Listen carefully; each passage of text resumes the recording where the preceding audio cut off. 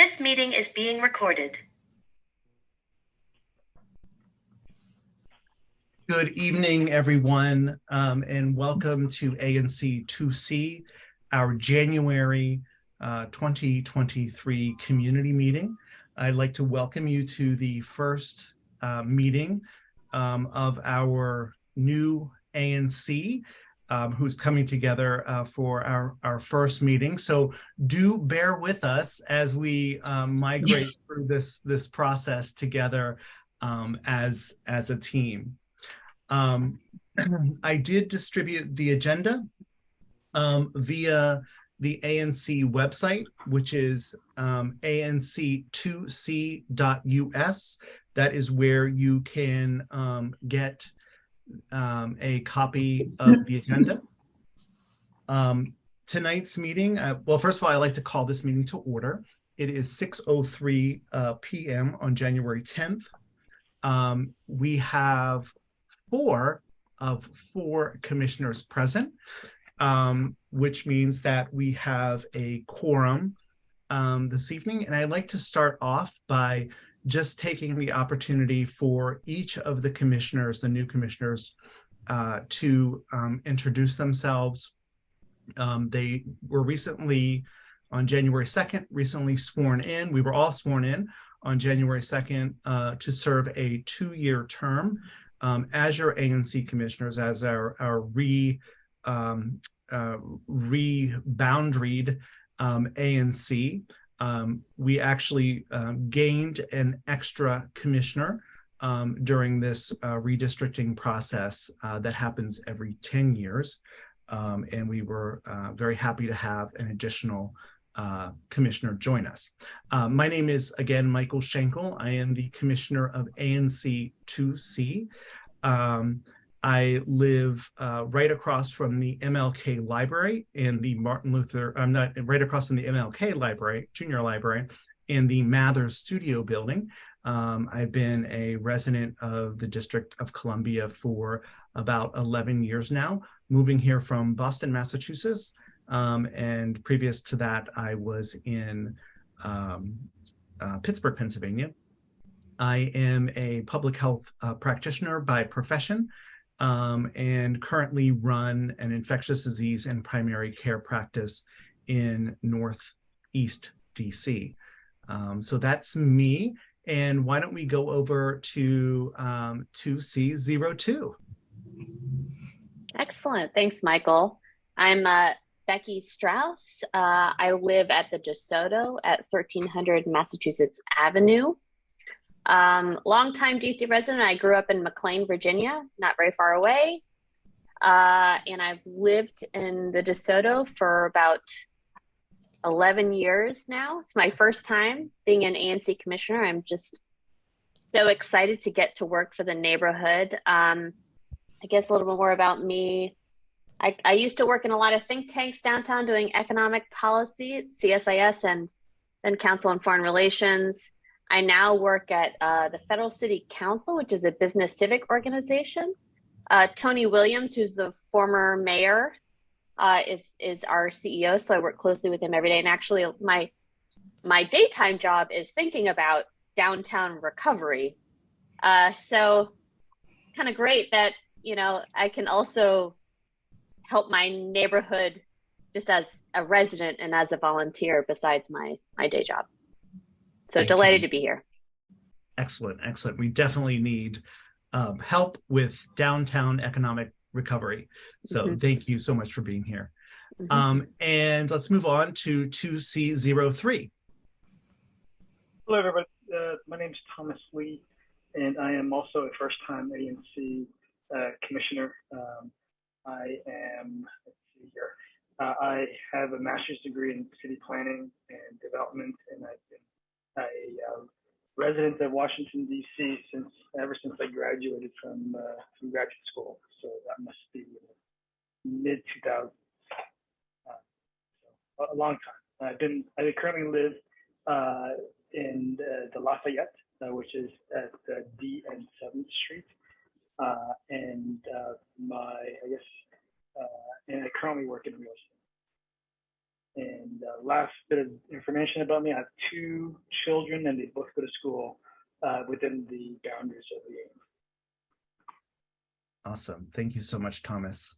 Another city planner joining us, which is fantastic. And we will move forward to 2C04. Finishing strong, the new the new SMD. My name's Kristen Rowe. I live at 1010 Massachusetts Avenue, which is right across from Gompers Park, and very, very busy street. You can hear the honking outside my window. I'm sorry, it's rush hour. I'm originally from New York. I lived in New York City for 20 years before moving to DC in 2008. I am a lifelong pedestrian and have never owned a car. And I work currently as an anti-corruption specialist at Paul Hastings Law Firm. But part of the reason that I actually am a write-in candidate, no one ran for this brand new spot, and my neighbors and I wrote me in part because pedestrian and cyclist safety as well as motorist safety is a big concern of ours, since we see a lot of issues in front of our building. So looking forward to doing the best I can to help make our neighborhood even better. It's a great place to live. Awesome. Thank you so much, Kristen. This is it's so great, and a fraud investigator on our team. So this is also great as we kind of branch out and move forward. I just can't thank the other commissioners enough for their service already. This is being an ANC commissioner is a significant amount of work and opportunity that, as Becky said, is a volunteer position. So I want to thank you for all stepping forward in running for a position and being here with us. And you'll be meeting some of our other fellow neighbors who are on the call this evening as we start through our agenda. I would just like to display the agenda, or try to display the agenda. Let's see what happens here. There we go. I believe I have it up there. So just a quick review of the agenda this evening. We are going to go through an approval of the agenda right after this, the approval of the December minutes. There will be a treasurer's report who we will provide here, and the approval of the fiscal 1 financials, FY23 quarter 1, financials. We will take the opportunity to elect officers of our ANC. There are 4 positions, and there are 4 of us. We will review the meeting schedule for 2023 and officially codify that this evening. We will then move into community announcements and hear from a variety of DC government agencies, our police department, and we will end our community announcements this evening by having a discussion around 339. I believe I put that incorrectly. 339 Green Court Northwest, and requesting local input. From that, I have invited representatives from DHS and the OGS to join us this evening for that conversation. We have no local events that impact the community. This is where we normally would have events such as parades, races, anything that would be restricting traffic that would be occurring in the ANC. We have 3 ABRA licensing issues to discuss this evening, which will be brought forward: Barcode Kitchen and Cocktails by Kevin Kelly, DC, and we'll be discussing Tom's Watch Bar as well. Under public transportation, we have 1 public sidewalk cafe that will be that is being requested, that will review that application, and we will end this evening talking about a residential project at 509 to 517 H Street Northwest, just as a quick plug here, as an aside, there will be sidewalk repairs occurring in this block over the next week as well, or 2 weeks. We will end this evening talking about 2 items, the hiring of an administrative assistant and a minute taker. These are the 2 names I applied to these. These may not be the correct names as we kind of move forward with those positions. Are there any additions or corrections to the agenda, commissioners? Any from the community members? Any additions? I did I'm get sorry. some requests for construction to continue during MLK holiday. Got it. Would that be included here? We can talk about that. Sure. I will add that in other business around construction and MLK holiday. And I think we wanted to request business cards for the new commissioners as an expense that we were going to put forth on the agenda. Not sure if that needed to be added, but throwing it out. Also, money towards paying for a new website. Yes. Maybe hiring like a local coder. Awesome. We will add that to our other business this evening as well. Awesome. Thank you very much for that. Any other items from community they wish to discuss this evening? I just wanted to make sure, this is Susan Belaskovic, that we can comment on the ABRA licensing. The number 1 item, barcode, has a huge impact on a lot of the residents who are on the call tonight. Yes, we will have that discussion in our ABRA licensing section. Yes. And we would encourage people to discuss and provide input at that time. Thank you. Okay. If there are no further additions or comments about the agenda, do I have a motion from the floor to approve the agenda as amended? I so move. Second. Okay, it's the motion has been moved by Kristen, seconded by Commissioner Strauss, and therefore our agenda has been approved this evening. Unfortunately, I did not get back our December 2022 minutes as of yet, so we cannot approve the minutes from our last meeting. So we will postpone that until our next meeting.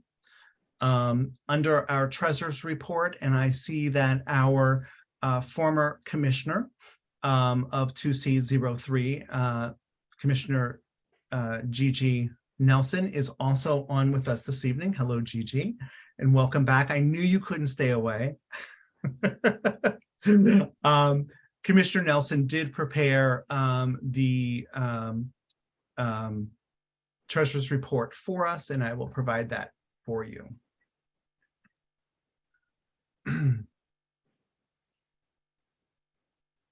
Okay. Just quickly displaying here for you. This is the treasurer's report, the monthly treasurer's report for December 2022. Our opening balance was $67,459.76. The closing balance on our account was $71,358.44, resulting in a change of $3,898.68.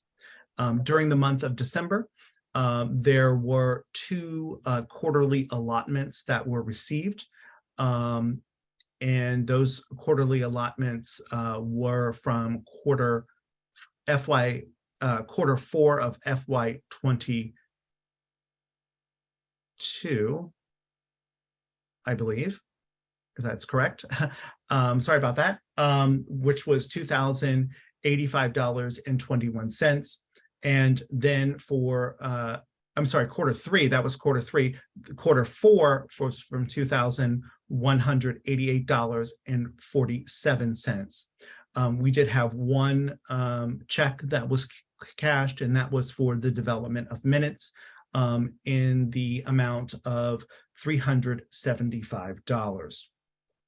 The treasurer's report, just for our commissioners, does not need to be approved at our meetings. We just have to present the treasurer's report at the meeting for us to have there. The next item, any questions about the treasurer's report from our commissioners? Nothing? Or community? No? Okay. The next item of business that we have is to vote to participate in the ANC Security Fund. This is a legal defense fund for the ANCs that ANCs contribute to, and there is a fund to help support ANCs if legal cases were brought forth to the ANC. So it's kind of like an insurance policy for us. This is a thing that I think is an excellent thing for us to have, to be bonded in this way. So I would like to move that we participate in the ANC Security Fund and send a check to the ANC Security Fund in the amount of $50. Seconded. And there's a second by Commissioner Rowe. All those in favor, if you could please raise your hand, the commissioners. So 4 of 4 commissioners voting in favor, no abstentions, no rejections to that. So thank you very much. I will also, Commissioner Nelson did a great job of presenting our quarter 3 financials. That should be quarter 4, I believe. Yeah, quarter 4 financials. Yes, you're correct. No, for September to December. You're right. Yes, so that would be quarter 1. So we're both wrong. We're both wrong. We're both wrong. Totally wrong. So I'll just put that up on the screen here.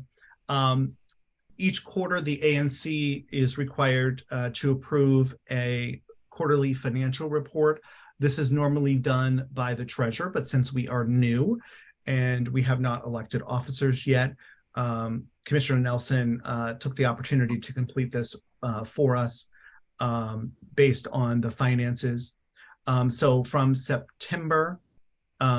October 1 to December 31, the ANC received $6,094.73 in district allotments. We started with a balance of $66,263.71. With the additions of the receipts, the checking account available during the quarter was $72,358.44. We had $1,000 worth of purchase of services, and those purchase of services were related to the following.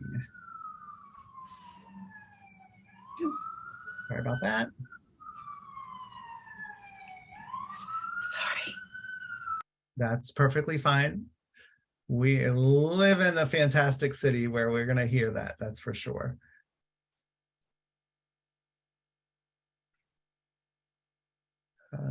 Sorry about that.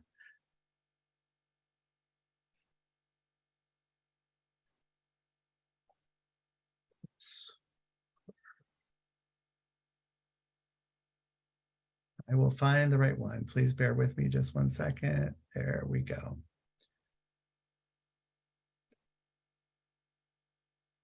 Those purchase of services were related to the development of minutes for our meetings in the amount of $1,000.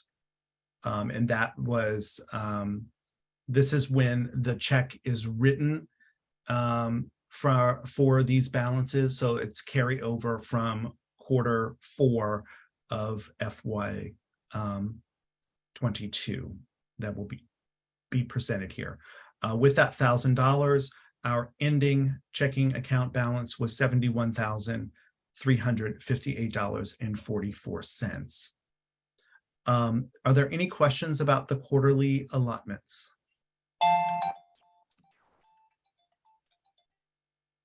Okay. Do I have a motion to approve the FY 23 Q1 financial report?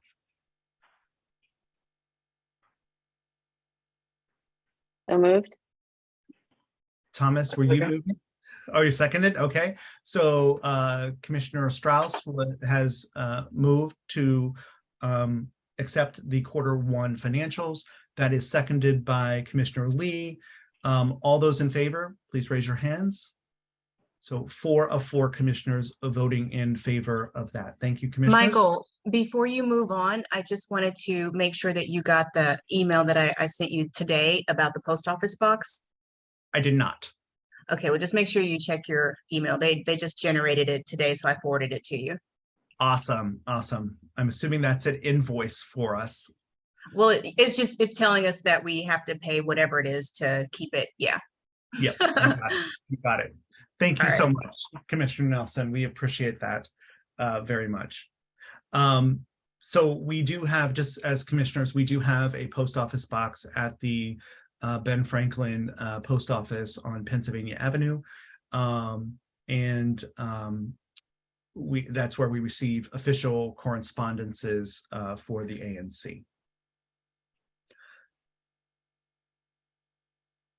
Next on our agenda is the election of the 2023 ANC officers.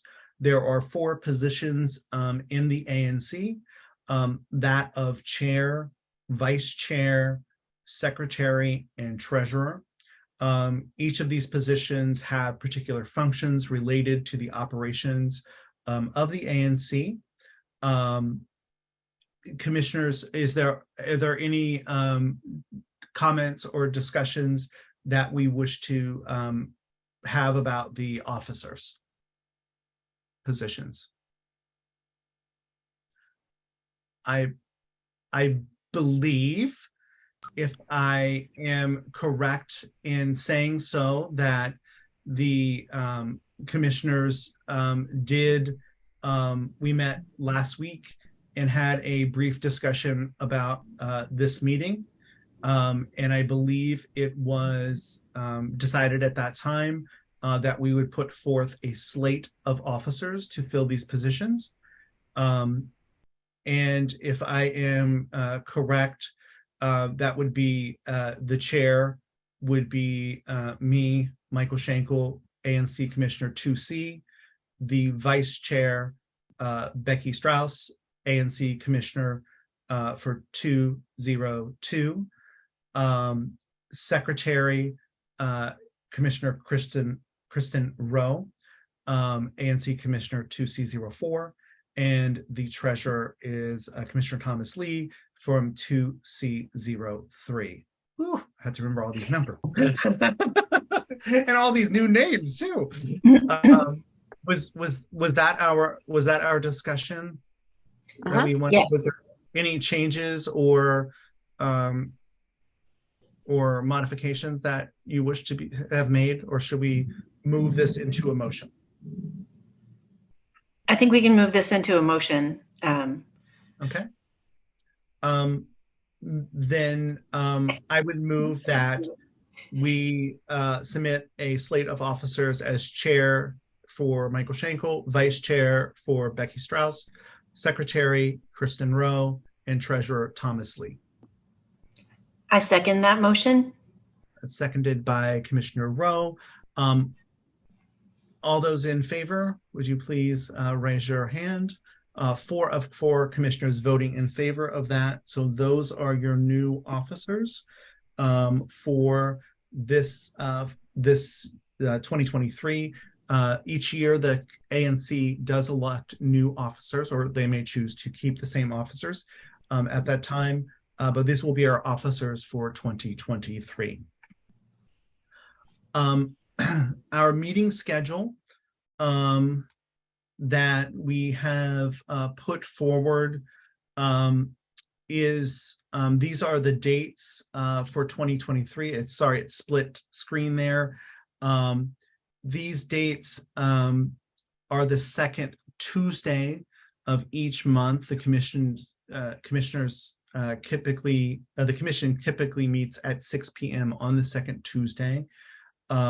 These dates, to my inspection, correct me if I'm wrong, do not interfere with any federal holidays or days that the district is closed.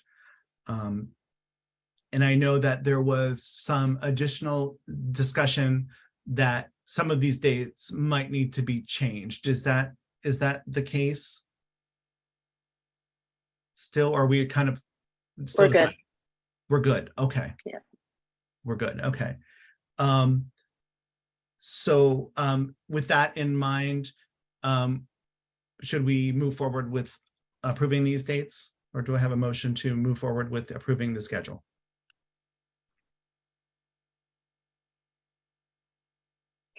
Thomas, I see your hand up. I don't hear any voice. Motion that we move forward with approving the schedule. Okay, I have a motion on the floor, and that is seconded by, I missed the second, I'm sorry. Second.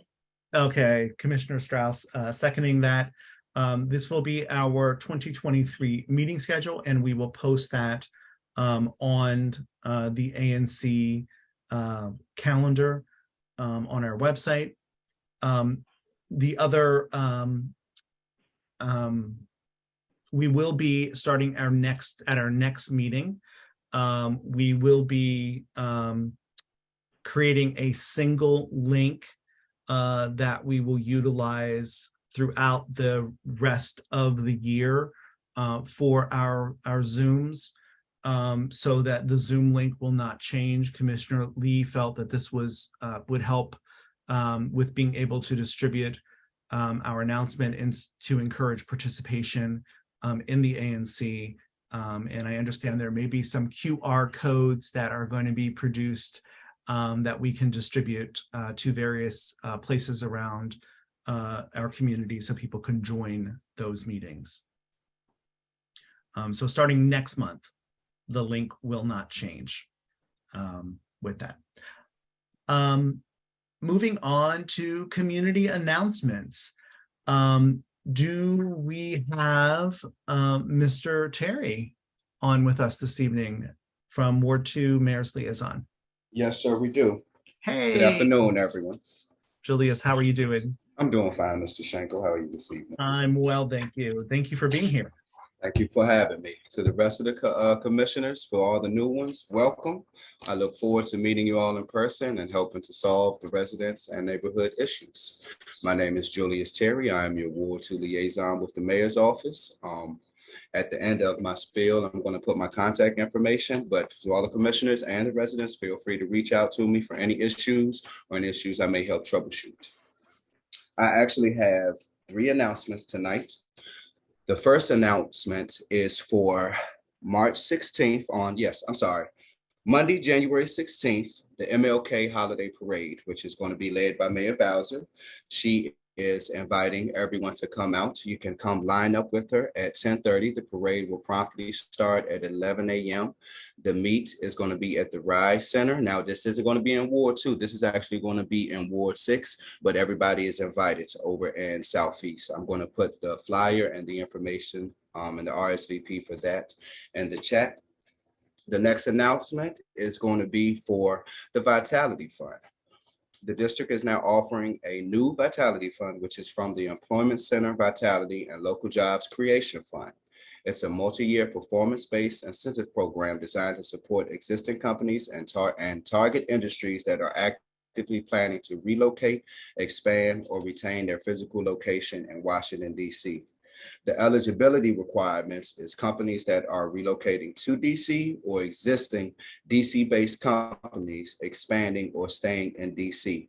You must have 25 or more full-time employees that will be assigned to the DC location at the time of the application, and to lease and own a physical location of at least 7,000 square feet in the districts. There are a few more requirements. I'm going to put where you can find this information, which of course is going to be at www.obviouslydc.com, the Vitality Fund. And the last announcement that I have, your indulgence, please give me 1 second. Okay. Also, on Monday, the mayor, she unveiled her plan for DC's comeback plan for 2023. I'm also going to put this is actually a lengthy report on her plans going forward from 2023 to 2027, including all of the economic development strategies that are set into play. I'm going to also put the information where you can find that study. And other than that, thank you guys for having me at the meeting. Great, thank you so much. Commissioners, do you have any questions for the mayor's office? Go ahead, Thomas. Yeah, Mr. Terry, quick question for you. With the new Congress and with the mayor's recent, I think she had said something to the effect that she might veto the criminal law reform bill that was recently passed by City Council. How might the new Congress impact that, if at all? Or what are the prospects of the bill? Where does the bill go now? Okay, so the best way that I can announce or address that question is, I can't say what the mayor's going to do because she hasn't gotten to the point whether she's going to veto it. The rumors are that she is going to veto it, but if she does veto it, then more than likely it's going to go back to the council where they are going to rewrite it and put it back out. I can't speak on what the Congress or the federal side is going to do because that's outside of my purview. But does Congress have a say in what happens to the bill? No, sir, not district government matters, no, sir. Okay. If it violates federal laws, then they might have something to say. But as far as it being a district matter, no, sir, it's district control. Great. Any other questions from our commissioners? Then do I hear any questions from community members? Yes, Susan, thank you. Yes, thank you, Mr. Terry, for joining us. I live a block from Black Lives Matter Plaza, and roughly a third of the stanchions are broken. 2 of them are totally missing. The paint is off in some of the places. It's really an awful, it's kind of an eyesore, and it's supposed to be something uplifting and beautiful. And I was hoping the mayor's office would do a study of how it ended up like this and what they're doing to remedy the situation. Okay, so I can say this. There are quite a few groups attached to Black Lives Matter. And as you know, you have the downtown bids, you have the Golden Triangle bid. All of them are in process of keeping the area clean on a daily basis. As far as the parishioners, as those get knocked out, DDOT is supposed to be repairing them as they go out. I can say this: on Friday, I will sweep the area, Black Lives Matter. Take note of all the knockdown ones and put in service requests to have them fixed as soon as possible. Thank you. No problem. Thank you for bringing that up. Appreciate that. Howard Marks, hands up. Yeah, sorry. I just want to make sure everyone knows that the big Chinese Lunar New Year celebration parade is coming up on January the 22nd, Sunday. It's a signal event here in Chinatown. and draws thousands of people from both here in the district and the suburbs. So mark your calendar. That's Sunday, January the 22nd, and I think that the parade begins at 2 p.m. Thank you. I'm glad he had it. I've been actually trying to find out more details about that, and I've got no responses back, so I wasn't going to respond on something that I didn't have any information to. Thank you very much, Howard. I appreciate that that announcement. Any other questions? All right. We will move forward with Ward 2 Councilmember Brooke Pinto's update. Do we have someone from Councilmember Pinto's office on with us?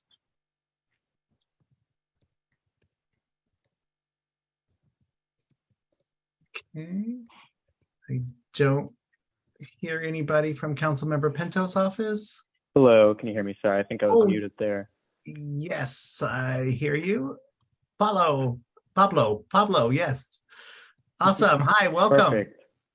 Thank you so much. It's good to be here, and welcome to all the new commissioners that are here. For anyone who doesn't know me yet, I'm Pablo Velasco Rodriguez. I'm the Constituent Services Coordinator for Councilmember Pinto, and just want to say the Councilmember was honored to swear you all in last week, and congratulations again on being elected or re-elected. And I'll just go ahead and jump into our updates. Last week, Councilmember Pinto was appointed by her colleagues to serve as the new chairwoman of the Judiciary and Public Safety Committee, which we know is one of the top areas of concern we hear about from 2C residents.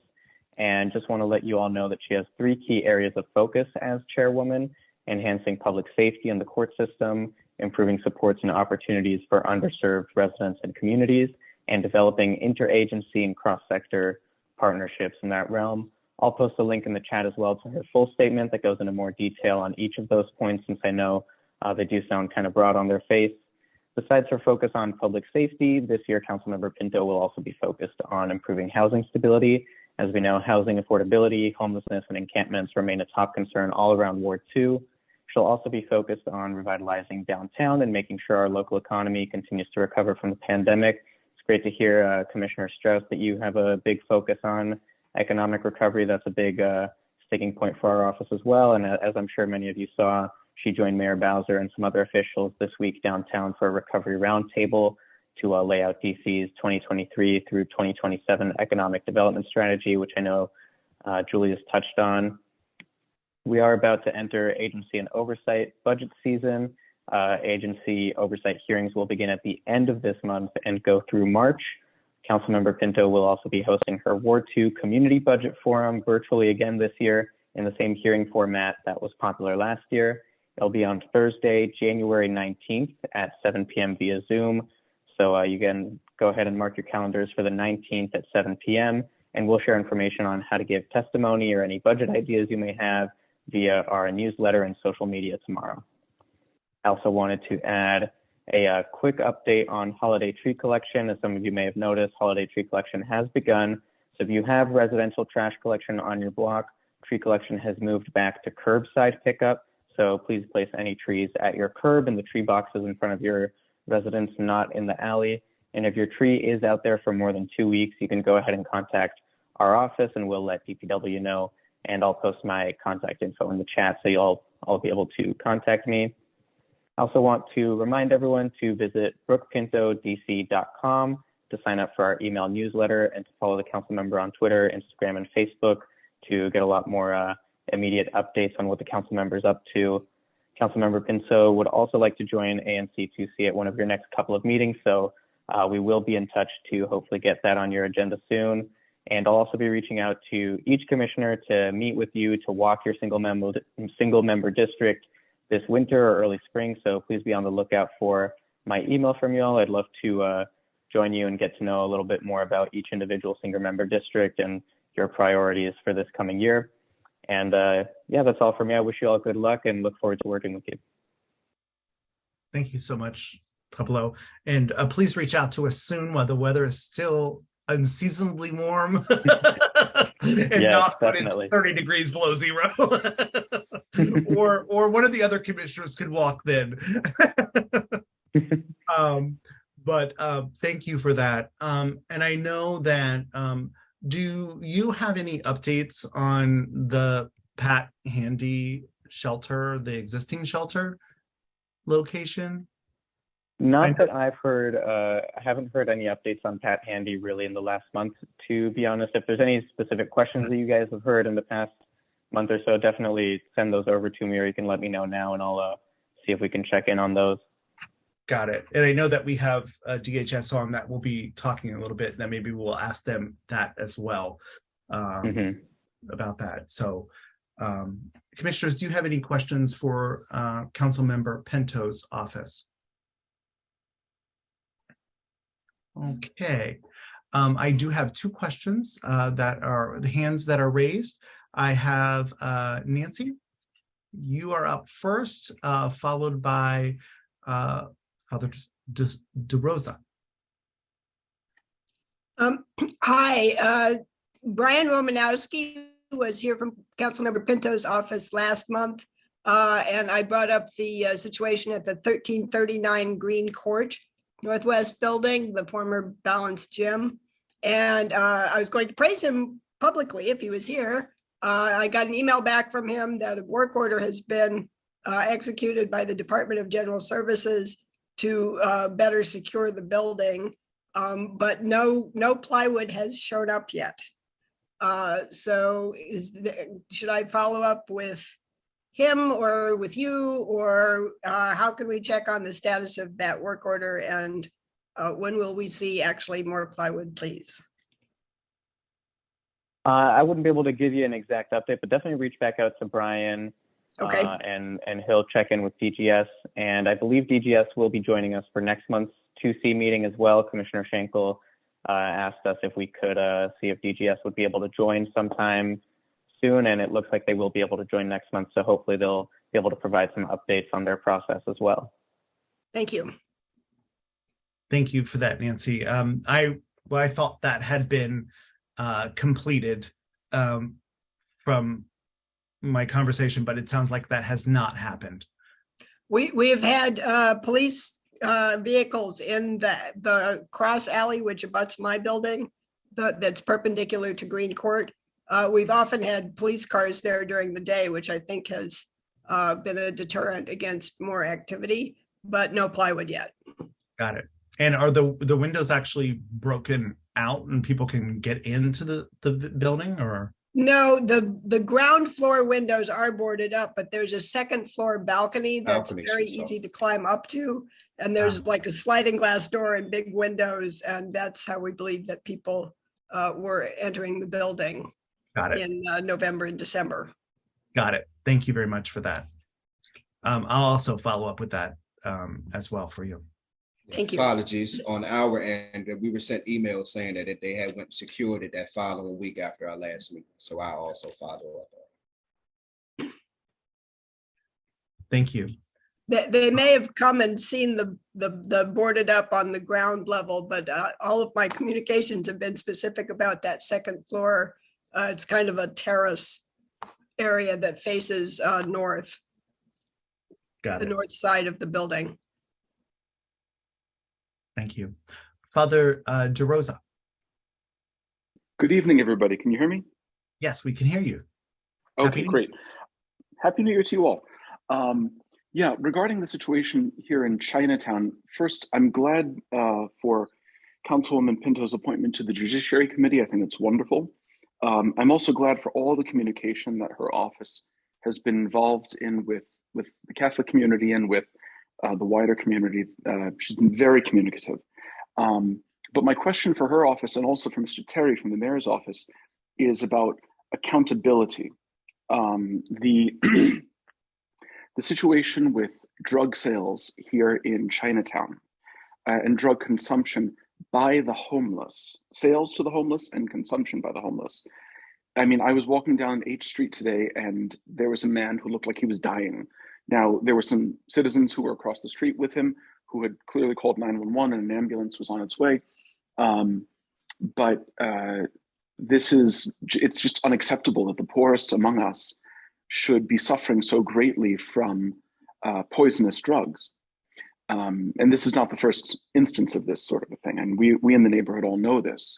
Likewise, the situation with the folks from the Handy Shelter, and as we all know, not necessarily them all the time, but the hangers-on, the people sort of in orbit around the shelter community. It has caused businesses here on H Street no end of grief in terms of access to their alleyway that they've now complained about because of their concerns about safety in the alleys to bring trash out at night and so on. And again, it's just contributing to the poor quality of life for the homeless residents. Now, here's the accountability question I've got. We've been told for more than 2 years now that a new shelter is under construction and that there have been delays. I'd like to know when that shelter is going to be open. And I don't want to hear again that it's, well, sometime after hypothermia season. That's not an answer. I'd also like to know what is being done to hold the Department of General Services accountable because they have failed to deliver. And presumably the contractors hired to build these buildings have failed to deliver. So they've consumed public funds. I want to know what's being done to prosecute them for leaving the homeless in a lurch and leaving our neighborhood in a lurch for more than 2 years now. Today I was speaking with Declan from Councilman Mendelson's office to see if the chairman's office might have further input on this. He had some answers, but not too much more substantially. And I mean, Mendelson's office was great in auditing the DGS and revealing glaring flaws from the Department of General Services. So what's happening now in terms of follow-up? I basically want to know who's getting fired at this point, because what you're doing is harming the homeless. You're grossly inconveniencing the neighborhood and hindering business development, but it's killing the homeless. So who is holding the executive agencies and the contractors to account for these failures to deliver? That's my question.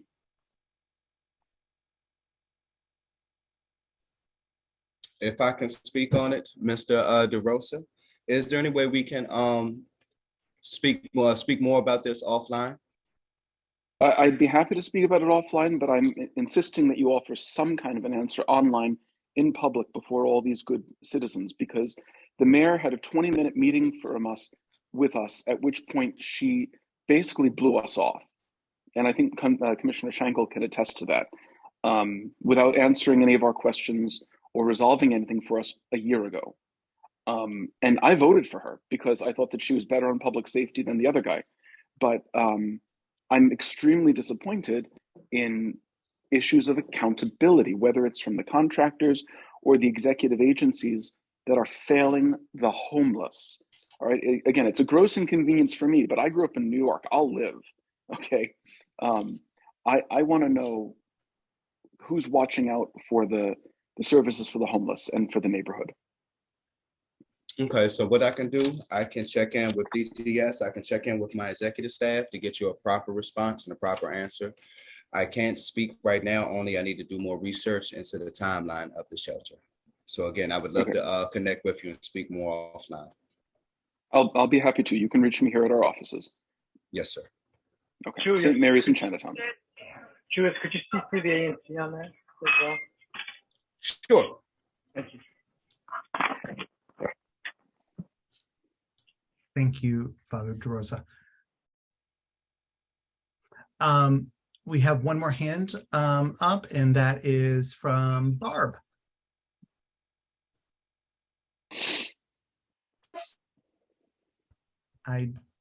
There we go. There yes, you are. It is.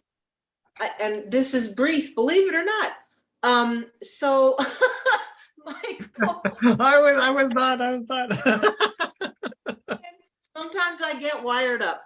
So here's my question, Michael. At the last month's meeting, I think it was during this segment, for Pinto, where you had made a great suggestion on the amplified noise legislation that maybe that she and or Mendelson's folks would put together a group of people who understand this issue over the years and discuss it. Is there any progress on that? That's my only question.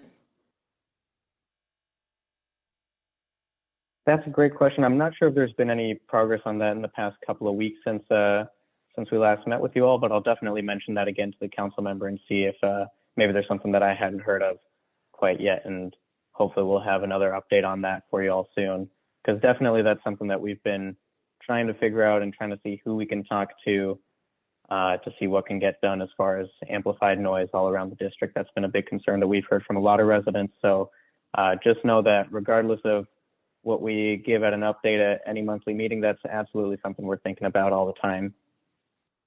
So do you have contact information, Pablo? I'm sorry, did you put it in the chat? Yes, and I can add it again as well if that got lost somewhere once we move on to the next person. Okay, I'll check in with you in a couple weeks.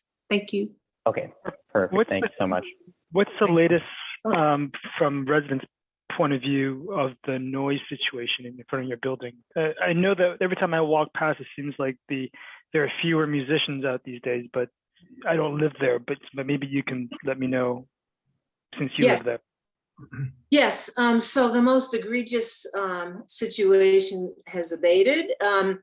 And so this is quite wonderful. And we understand perhaps that Leonsis had something to do with that. But I've been in this city long enough to know that, someone could move in and take that spot, or it's going to continue somewhere else. And it's just not my area. It's also at the Foggy Bottom. They set up right under the NICU there and blare out there. So I have a concern across the whole city as well. But we are really lucky right now that something is good happening, but who knows, right? So we can't just say, okay, it's okay, good now, so let's stop moving on this. No, it's just wrong to play that level of sound to people. It's a public hazard. Mm-hmm. Thank you for that. Howard, can we do it quick? Very quick, just for Pablo, now that Council Member Pinto chairs the Public Safety Committee, I would urge her, and I think everyone here at the residents at Gallery Place, just to echo Father DeRosa's plea to do something about the open air drug market, that she convene a council hearing to call witnesses, public safety witnesses, experts on drug abuse, and get to the bottom of who these people are that are here 18 hours a day, 7 days a week, and what exactly can we do to abate this problem? That's all I have to say. Please pass that on to Council Member Pinto. Thank you, Howard. We're going to move forward with our agenda, and moving on, I saw Declan Falls on with us a minute ago from the office of Chairman Phil Mendelson's office. Is Declan still here? Yep, I'm still here. Hey, there you are. I'm sorry. I have multiple screens up tonight and keep losing people. No problem. Thanks so much for having me, commissioners and community members, and Happy New Year to all. For those I haven't met yet, my name is Declan, and I work in Chairman Mendelson's office as a part of his constituent services team. I don't have a ton of legislative updates for this meeting. I mostly wanted to join in and introduce myself to those I haven't met yet. Also say congratulations and hello to the new commissioners. For those I don't know, I'm going to put all of my contact information in the chat as soon as I'm done. Please feel free to reach out anytime. If you do have questions or comments you'd like me to pass on to the chairman, I'm happy to do that. Or if there's anything our constituent services team can help with, I'm happy to work on that as well. As Pablo already said, the council just began its new session, and the next committee of the whole meeting is going to be next Tuesday, January 17th. I'm looking forward to joining your future ANC meetings and providing some updates on legislation and the chairman's priorities. But for tonight, I will keep it pretty brief and leave it at that. And I'm happy to answer questions if there are any. Awesome. Commissioners, any questions for Chairman Mendelson's office? Awesome. Barb, was your hand up or shall I lower? Oh, lowered. Okay. Any other questions for council, for Chairman Mendelson's office? Okay. We will move forward. Thank you so much, Declan. I saw Captain Roth on with us this evening from MPD District 1. Hello, Captain. Hey, Commissioner Shankle, how are you? I'm well, thank you. Happy New Year.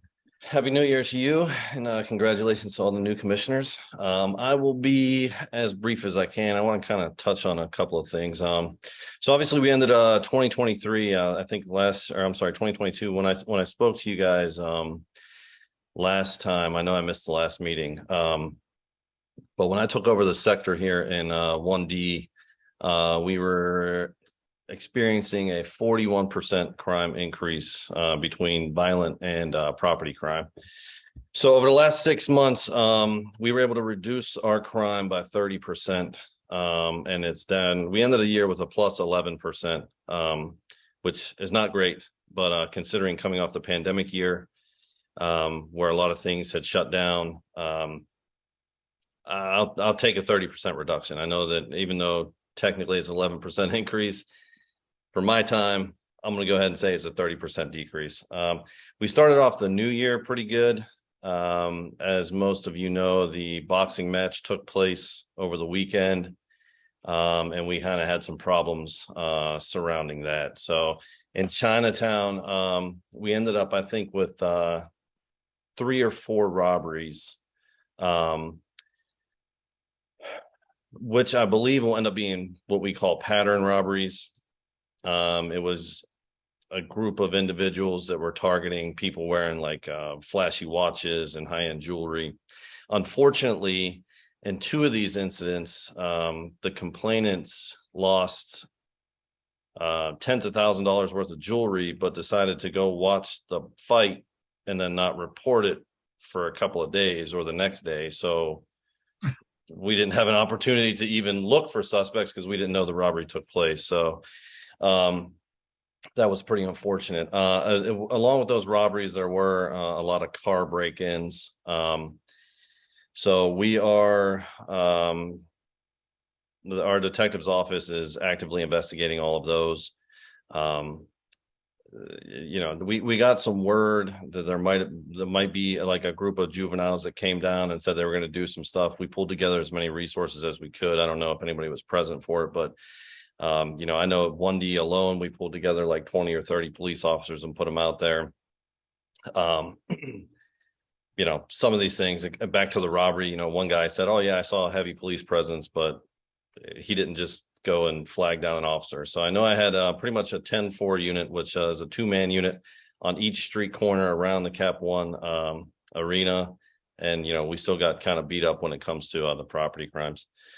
So we are investigating those, but that's kind of the update as far as what took place over the weekend. Like I said, we started off the year pretty good, but that boxing match kind of hamstrung us a little bit. And I think the issue with that is for like a regular Caps game or a Wizards game or whatever, a lot of people use the Metro where they can just come in and come out and they really don't have to go out on the street unless they're going to get some food or whatever. This brought a lot of people from New York, Philadelphia, Baltimore, Virginia. So there was a lot of people from outside the area. A lot of our complainants aren't residents. They were for out-of-towners, and they ended up driving in, which, more cars on the street. And, theft from autos are pretty hard to combat. A lot of people from outside the area leaving property in the car. And unfortunately, some of it was stolen. It kind of brings me to my next point. I don't know if anybody is on TikTok or maybe has seen on the news recently, there's a Kia or a Hyundai challenge.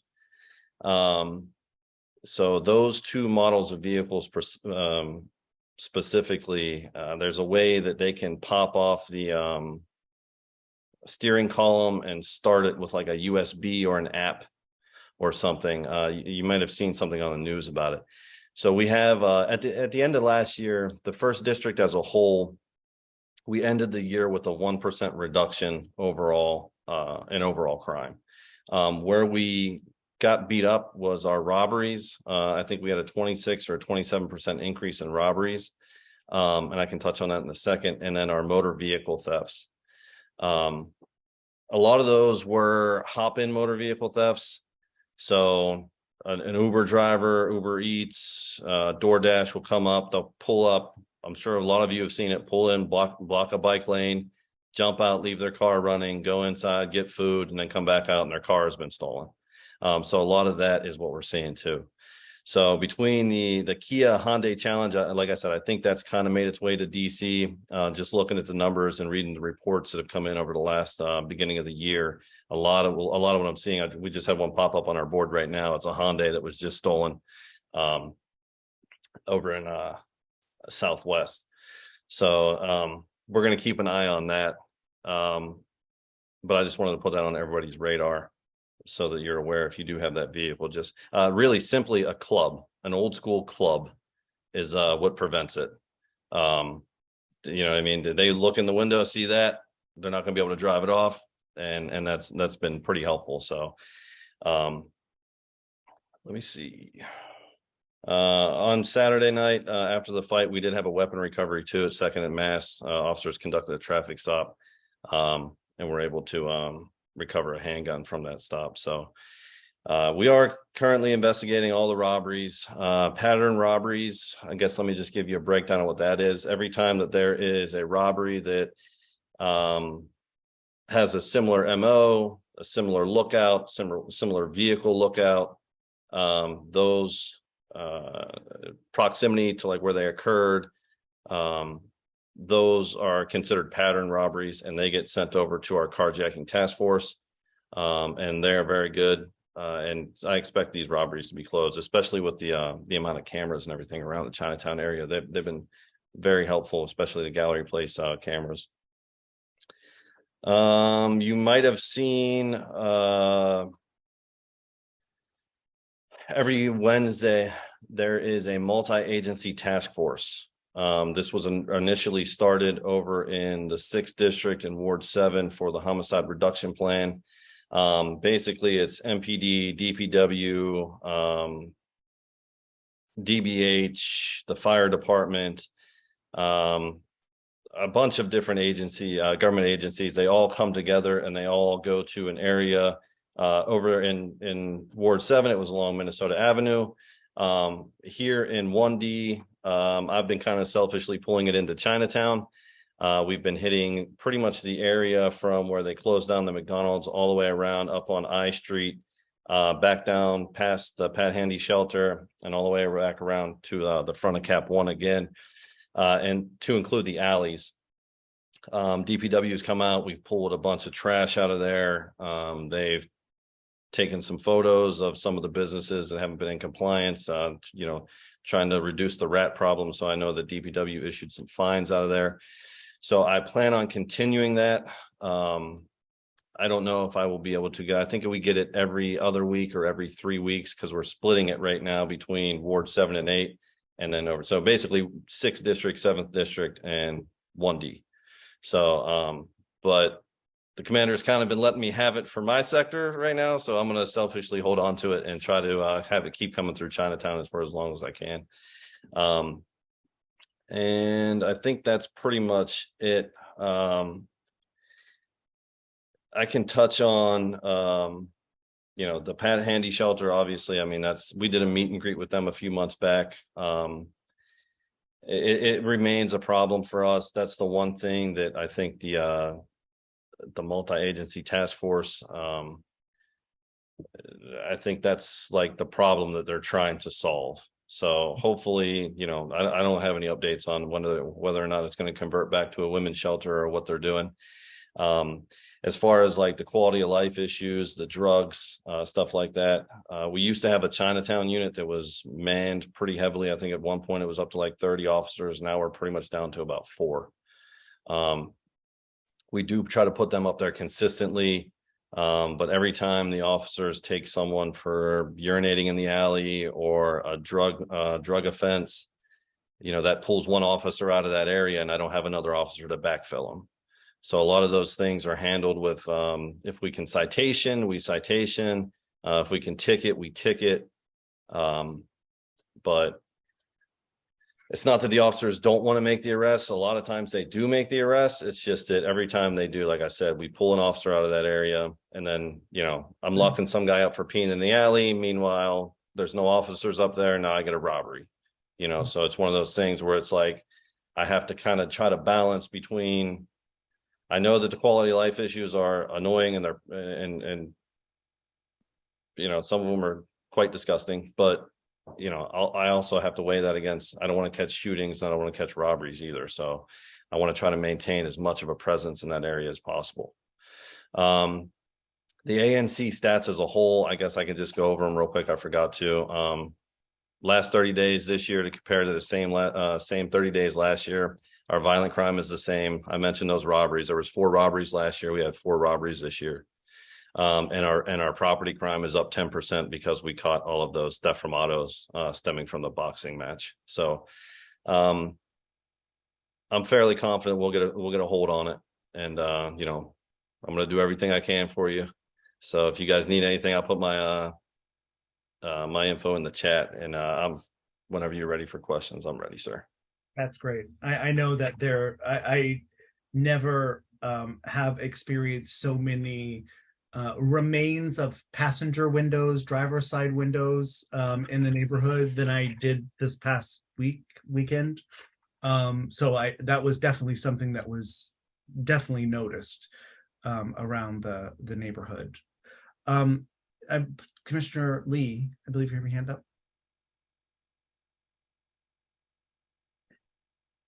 Yes, Officer Roth. You mentioned that you had 30 officers at one point, and now you're down to 4. That I know that the city's been having some recruitment issues, but is that related? It just seems such a dichotomy between the need and the resources. Meanwhile, the city seems to have a lot of resources to expend on other priorities. It seems odd to me why there's so few officers. Well, we're being honest with each other. Being the police is not a very popular profession at the moment, so there's not a lot of takers. But no, I'm new to the 1st District. Like I mentioned, I've only been here since June. I spent the majority of my career east of the river in the 6th District with a brief stint up in the 4th District. But so just historically looking at what I've been able to gather since I've been here in the 1st District, yeah, the Chinatown unit was a pretty robust unit at one point. There are pretty much 3 areas in the 1st District that we've realized that we're driving our violent crime: Chinatown, the H Street corridor, and Navy Yard. So we had a dedicated Chinatown unit. I think it had maybe 14 officers to it when I first got here. What our manpower, I guess with the reduction in our manpower, we had some resignations, we had some retirements. We had to rethink about how we could cover down on all of those areas. So basically we're trying to cover as much ground as we can with the amount of people that we have. So we kind of did away with the Chinatown unit and came up with the business action team. And the idea behind it was to put at least 12 officers into these areas, 4 in Chinatown, 4 on H Street, and 4 in Navy Yard, to kind of cover down, provide visibility, handle whatever takes place in those areas, build inroads with the communities, and then that way that they can be a resource for the community. Like I want you all to be able to call them and say, hey, like, this is what's going on. Can you guys address it? And then so, and I think that that's happening. But unfortunately, with the business action team, we did experience some resignations as well. So, I know that the city is doing everything it can to recruit. There's a $20,000 bonus out there. I know that we're investing heavily into the cadet program, which, if anybody, I should be well versed on it, but I'm not super well versed. But I know that what they will do is they will pay basically a salary for you to get your associate's degree. which I think is a pretty good thing. And then, once you get your associate degree, you get your 60 college credits, then you can come through the academy and be a fully sworn police officer here in the district and make a full-time salary. I don't have the exact numbers on what they pay, but I think it's almost 30 something thousand now to just to go to school, essentially, which I'm sure a lot of people struggling to go through college and pay bills would like to take advantage of. So but yeah, to answer your question, there are some manpower issues. The Chinatown unit used to be a lot larger, and we kind of broke that down to cover as much ground as we can in the problem areas that we're having. Thank you, Captain Roth. We have 3 hands up. We'll get to these quickly. If we could, Howard Marks, your hand up first, followed by Barb, and then Father DeRosa.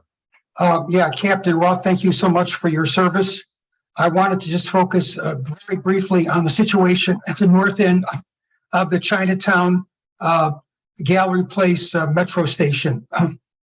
It has become a hangout, a focal point for the open air drug market, particularly hanging out at the top of the escalators to the point where these people both block and make it very uncomfortable for people to either go down into the station itself or to exit the station, to the point where my wife and I now use the exit on F Street, or even yesterday my wife used the exit on 9th Street just to avoid this. And I know it's a shared responsibility with Metro Police. These drug dealers actually go into the station itself where they smoke the product, and they actually live in the station. I've talked to Randy Clark, the new general manager. He's aware of it, but nothing seems to be done. So what do you? I know you've posted some officers at the top of the escalators during the day, but this is like a 24/7 problem, or 18-hour, 7-day-a-week problem. Thank you. Yeah. So Metro has primary responsibility for the Metro, but what I will say is Captain Britt, I think, used to be in charge over there. There is a newly promoted captain for Metro. It's Captain, I want to say his first name is Maurice McKinney. We were both lieutenants while I was in the 6th district, and he was in charge of Metro's area that dealt with like Deanwood, Minnesota, and Benning Road Metro. So I have a little bit of history with him. I spoke with him the other day. We have a pretty good working relationship. So one thing I can say about him is if I could connect him and maybe have him come to these meetings, I think that might be beneficial so that he can speak on his piece.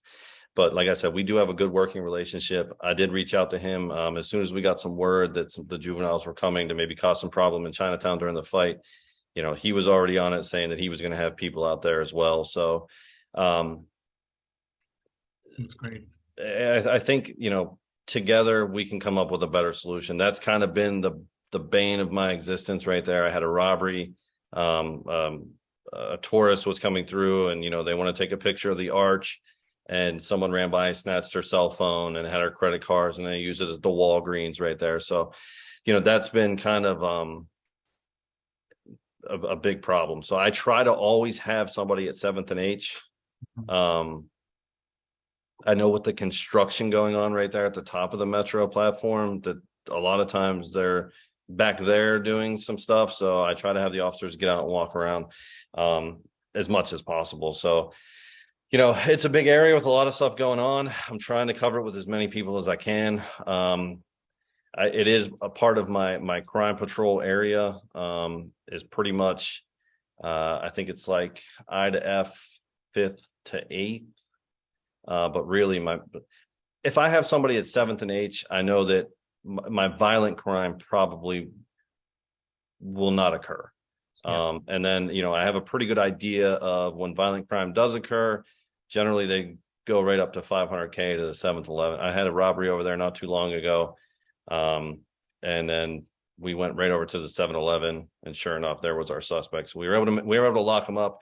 We do close a lot of cases out of there, but it's just, a matter of, unfortunately, the offenses take place. And I feel you, Mr. Marks, on how frustrating it is, because that is probably the most frustrating area out of my entire sector, is right there, 7th and H in Chinatown.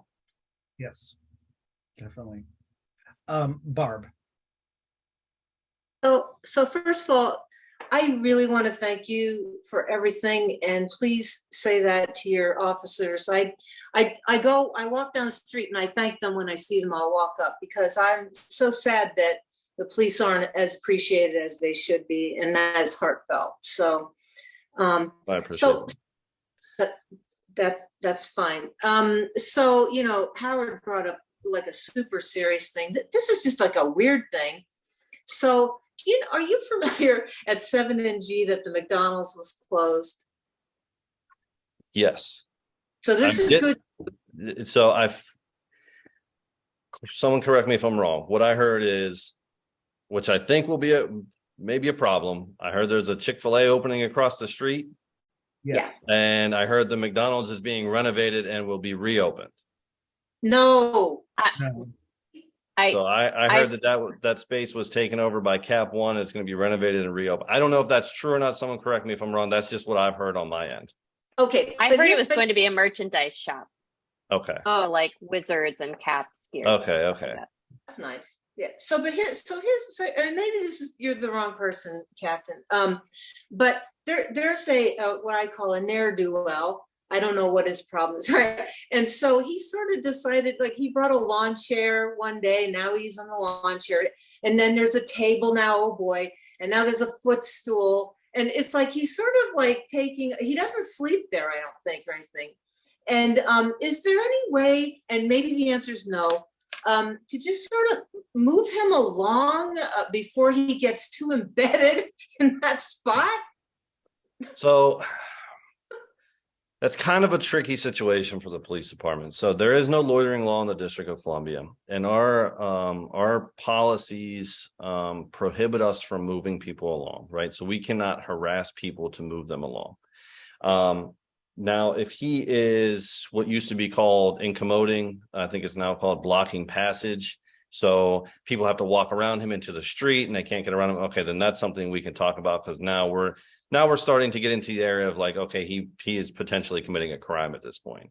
But if he's just there minding his own business, not really in the way, and people can get around him, it's going to be hard for us to justify, just moving him along.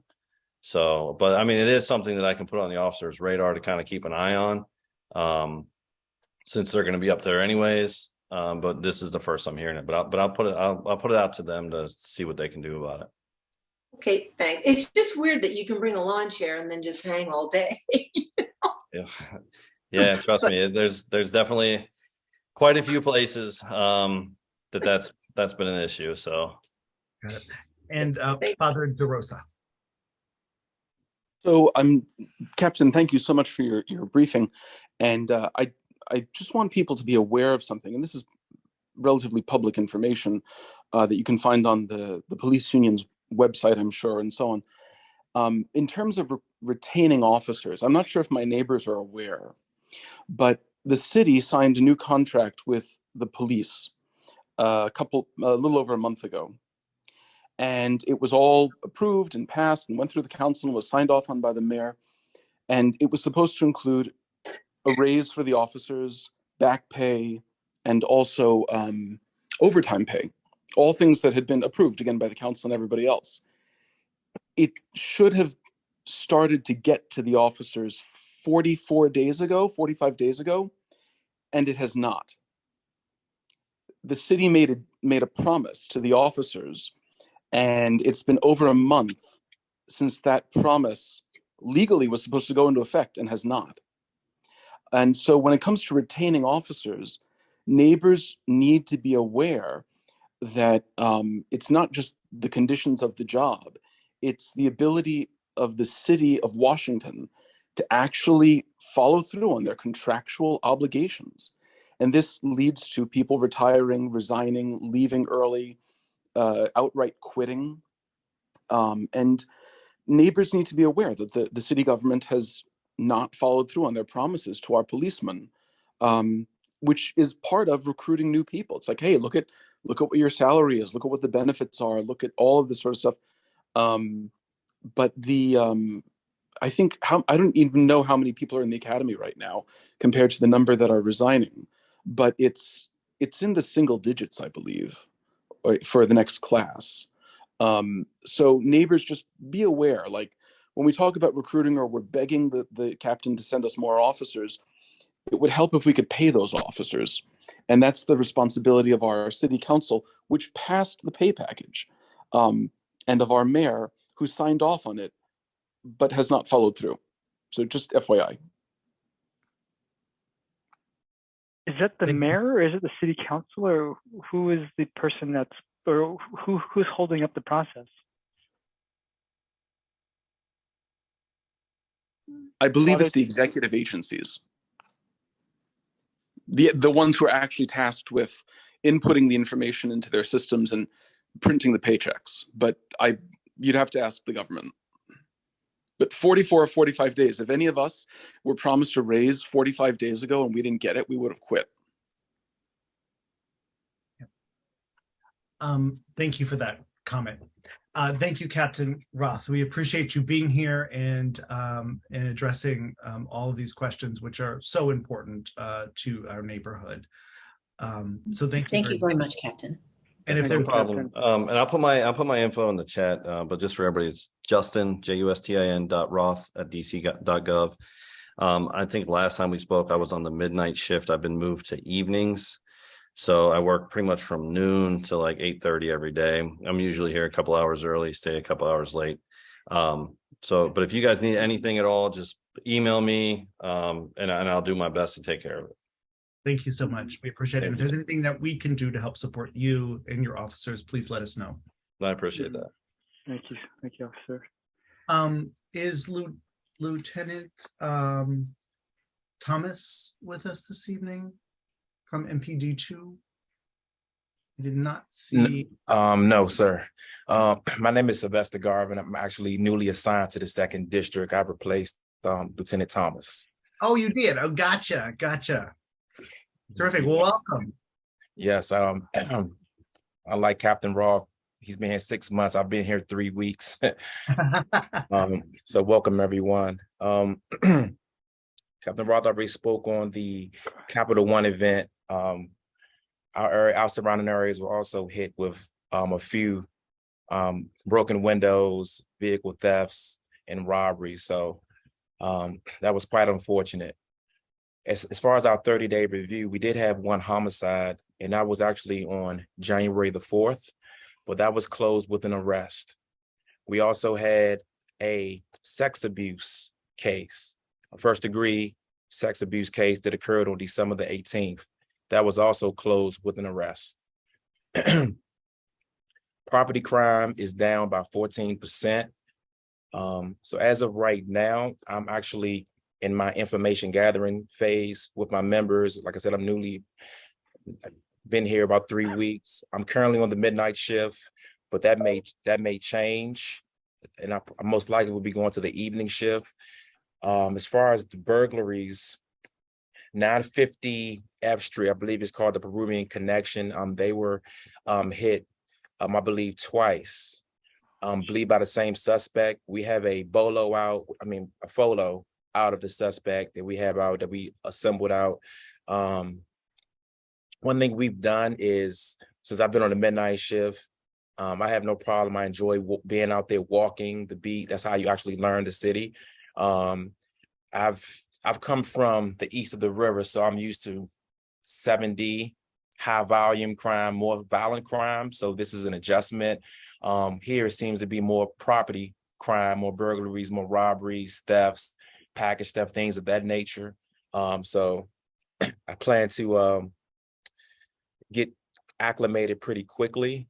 I'm gonna also put my information in the chat. I welcome feedback. There are any issues that you would like to share with me, I really appreciate it, because I can actually get it to the troops. I also believe in community policing, specifically foot beats. I'm not a fan of officers really being in their vehicles. I mean, when you have to go to a call, that's fine, but you should be out of your vehicle when you can, in between cars, going out there, because I believe that's great in deterring crime. If people actually visibly see you, that's different from people actually driving.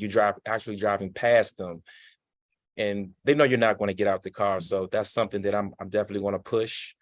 But again, I welcome all questions, all feedback. Again, my name is Sylvester Garvin, and I'll put it in the chat. Awesome. Thank you so much. I appreciate you being here, and we'll be sure to get you on the agenda for our next meeting as well. I appreciate it. I'm glad to be here, everyone. Commissioners, any questions for MPD2? Go ahead. I'm sorry, Susan. Oh. I live at 16th and L, and we have a lot of ATVs, and they seem to be congregating from the barcode.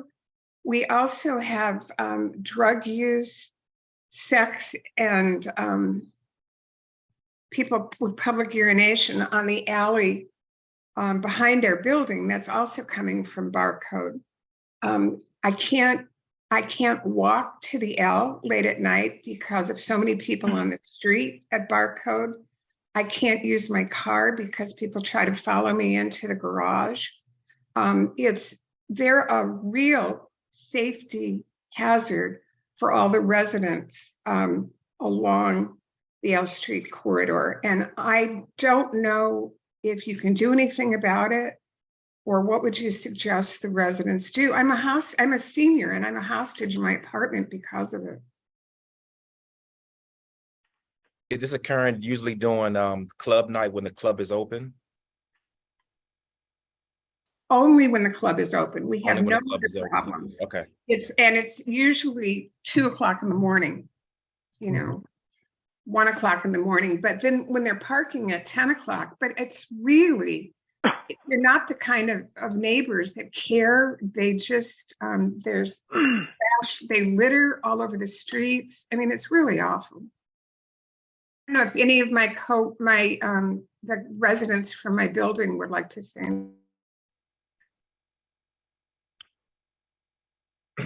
I'll make sure I pass this information along to our midnight officers. We could probably coordinate with DDOT to see if we can actually start ticketing these vehicles. Hopefully that will slow it down. I'm sorry you're experiencing this. Thank you so much for your comment. I appreciate that. Commissioner Lee, did you have a question? Susan, what building do you live in? You said 16th and L? Yes, 16th and L. Okay. No, I don't have. Great. Thank you very much, officer. Is it lieutenant or sergeant or? Lieutenant. Lieutenant, gotcha. Thank you very much, Lieutenant Garvin. Appreciate you being here. We will now move on for our discussion at 1339 Greed Court Northwest. This was an issue that was brought to the ANC. And I believe we have David Ross from DHS who's on with us as well. And I know that there was some questions. I'll just kind of prevent to do a recap on what I know at this point, and people can we can let David chime in. This building was purchased by the city. It was a former gym, and residents are kind of wanting to know what's happening with this building and the property. So David, I know that I wanted to give you the opportunity to chime in if you had an opportunity, if you wanted to there. Thank you, Commissioner Schenkel, and welcome to all of our new commissioners. I too was officially sworn in this past Monday. I joined my current position mid-COVID, so that was my first time experiencing that. I am on the listserv for ANC 2C. So when I saw that Green Court was going to be a part of your agenda, I reached out to Commissioner Schenkel, both to do a couple of things, clarify some issues, and then offer our good name in attending this meeting. One, the property has been purchased. However, as of today, January 10th, 2023, plans have not been solidified about the gender or type of programming that property will support. As some of you may or may not know, we have a variety of programs which may begin at shelter for individuals and families, ranging through short-term and more permanent housing options for our unhoused who have medical incapacities. So the determination has not been made about programming, nor has the facility been renovated to support whatever type of housing that will come. So this is, so one, that's that. And then two, part of my conversation with Commissioner Schenkel was I wanted to come and just really listen to the concerns, the questions that you all have as a community, so that as we move forward with solidifying those plans and are ready as we press to make a more formal presentation about the usage of the facility, we can not just make a generic presentation, we can include some of the questions and concerns we heard here tonight to make sure that we are hearing and addressing your immediate concerns. So one, we're here as a listening session, and I just wanted to share that I do have members of our team with me, our programming team, to make sure that in my old age, I'm not forgetting anything that is shared. So I want to encourage you all to just to share with us, and then we will make sure that we take that back with the team. And when we're ready to make a more formal presentation, it could be more tailored to your specific needs. Thank you, Commissioner Schenkel. Thank you. Can I ask the first series of questions? Commissioner. Yes. Yes, please. Okay, thanks.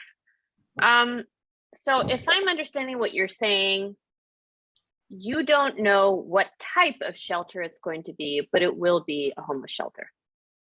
No, that's not what I said. What I said was we have not confirmed the programming that will take place. Our offering starts at shelter, continues through transitional housing for members who have medical incapacities, more permanent housing. So we have not finalized which program that property will support. Okay. Okay, great. And do you know when you guys will decide that? What's your timeline? Trying to confirm with EOM about the fiscal impact, right? It doesn't make sense between the projects we have currently happening with DGS. Can we support a full reno? Does it make sense to do some upgrades? Once we make those determinations and the timelines associated with that, that will better inform what type of programming we put there based on current needs. Do you have just like a ballpark sense, like, you know, it'll be 5 years before the program begins with whatever the program is going to be? So with all due respect, I'd rather not do that. I think that may have contributed to some of our, oh, hello? Can you still, am I still with you? We lost you a second. Okay. Oh, sorry about that. Sorry, respectfully, I'd rather not do that. I think that was part of the issue that supported the contentious relationship between this entity and our organization around Handy, sort of initial discussions about timelines, and because due to construction delays and we have not been able to keep that timeline, we have found ourselves sort of in this situation now. So that's why I want to make sure that we are listening to your concerns, and when we have some more definitive dates and information, we can come back and share it then. Nancy, do you want to ask a question? Yeah, thank you. I'd just like to introduce myself. I'm the one who brought this to the ANC in December. Mr. Ross, I don't know if you're aware, I live at 1330 Massachusetts Avenue, which directly abuts this building on the alley that's perpendicular to Green Court, which itself is an alley. So the building that you have now bought is completely landlocked, bordered by 2 alleys, a building, and the entrance to the employee garage of my building. As the immediate contiguous neighbors, we are a seniors and disabled special population building ourselves. And we have a memory unit and an assisted living unit and independent living residents as well, most of whom are here with a variety of services on site. So we have a lot of vulnerable and fragile people ourselves. We endured the encampment that you may or may not be aware of that was on the overpass of the Massachusetts Avenue that, as it goes under Thomas Circle. We were, for the record, we are not worried about the encampers, but there was a very active criminal enterprise exploiting that location for the duration of the encampment. And there was a murder that was what was the final way that that got cleared. But during that encampment, we had an enormous amount of extra criminal activity in our alleyway. And then the gym closed. And in November, we had a shootout of persons who had broken into your building. So I've been urgently asking for the city to do a better job of securing the building from further occupations. But we really want to be part, until that shootout, we were unaware that the city had bought the building, had no idea what might be brewing right literally on our back doorstep. And we want to be part of this conversation. Again, we're not against shelters or sharing our block. Commissioner Strauss actually lives on our block also, but we are literally right elbow to elbow with this building. So thank you for that, Ms. Roth. I think I remember, I'm not sure if it was you that reached out, because I remember receiving or being a part of an email about that building, particularly across from our facility when that shooting occurred. And based off of, I'm not sure again if it was you or someone on this team, based on that email, we were able to reach out to DGS and ensure that they went back out to board up the facility. So they have not done that. Still not. I was notified by email that a work order has been executed, but I have seen no new plywood. The ground floor windows and entrances have been boarded up all along, but there's a second floor, kind of a balcony on the north side of the building that looks down the alley that abuts my building. And that's where the people entered in November and subsequently broke in a couple other times over the course of the month of November. So that's what we're asking for, more plywood on the second floor. There's a sliding glass door and windows up on that kind of it's sort of a terrace where the gym had outdoor gym classes during the pandemic. May I ask you to forward me an email with as much specifics as you can so I can reach out to my counterpart at DGS to make sure we shore that up. I just want to make sure it's shored up. I'll put my email address in the chat if that works for you. Yes, I'll do that, and I'll give you all of my contact information. I'm more than happy to physically show up, and my building director will as well. Also, the owner of our building is owned by Bridge Investment Group, which owns other seniors facilities all over the country. And they have counsel of record in the district to represent them in dealing with the city on future developments on the property. So I'm very happy to make all of those connections with you. Thank you, ma'am. And you have my word. Once I receive your email, I will stay on top of it to make sure this time it is addressed completely. Nothing would make me happier to send you my cell phone pictures of new plywood going up. Let's make that a goal for the next 30 days. Awesome. Can I ask again, once you decide on the future programming, what is the public input process? What does that look like? So one of two ways. It's either us coming directly to the community or working with the ICH, the Council on Homelessness, which we work closely through and under their guidance to ensure that we're meeting requirements of the HSRA and other community input to just confirm whether we will take the lead, whether they will take the lead to ensure that we do include community input, much like the ICH does for each year for the winter plan, which helps identify how we will address homelessness and the capacity for which we will support homelessness. So that is another to-do list that I can add to my list. And can I ask about the thought process when the city acquired Balance Gym? Because I think maybe Nancy alluded to it. Everyone on the block, we had no idea that that was going on. I didn't even know the gym was closing. I used to go to that gym. And I guess, I wonder about the wisdom of putting, and it's a large building for other people who don't know about this, fully in an alley. And the risk of putting something like that fully in an alley in a downtown office district. I understand there's a real homelessness problem in downtown DC. But I just want to sort of hear like the thought process from city planners, like this is why this building, or was it just that, I think there was like a tax issue with the gym. Was it just they weren't paying their bills and the city swooped in, or was someone saying this is the perfect ideal place to put shelter or permanent housing, something like that? So as Chief of Staff of the Department of Human Services, I would not be able to answer that question, but as part of our feedback and when we meet back with the team, we can certainly share that is of interest to this group, the rationale and decision-making that went into the purchase of this property. That'd be great. For example, I think it's completely unsuitable for families. There's literally no outdoor space whatsoever. The confines of the building are literally on the alley. The doorway is recessed within the scope of the building. So other than the rooftop, there's no outdoor space for children. So how this could be suitable, it's a big, it looks like a warehouse.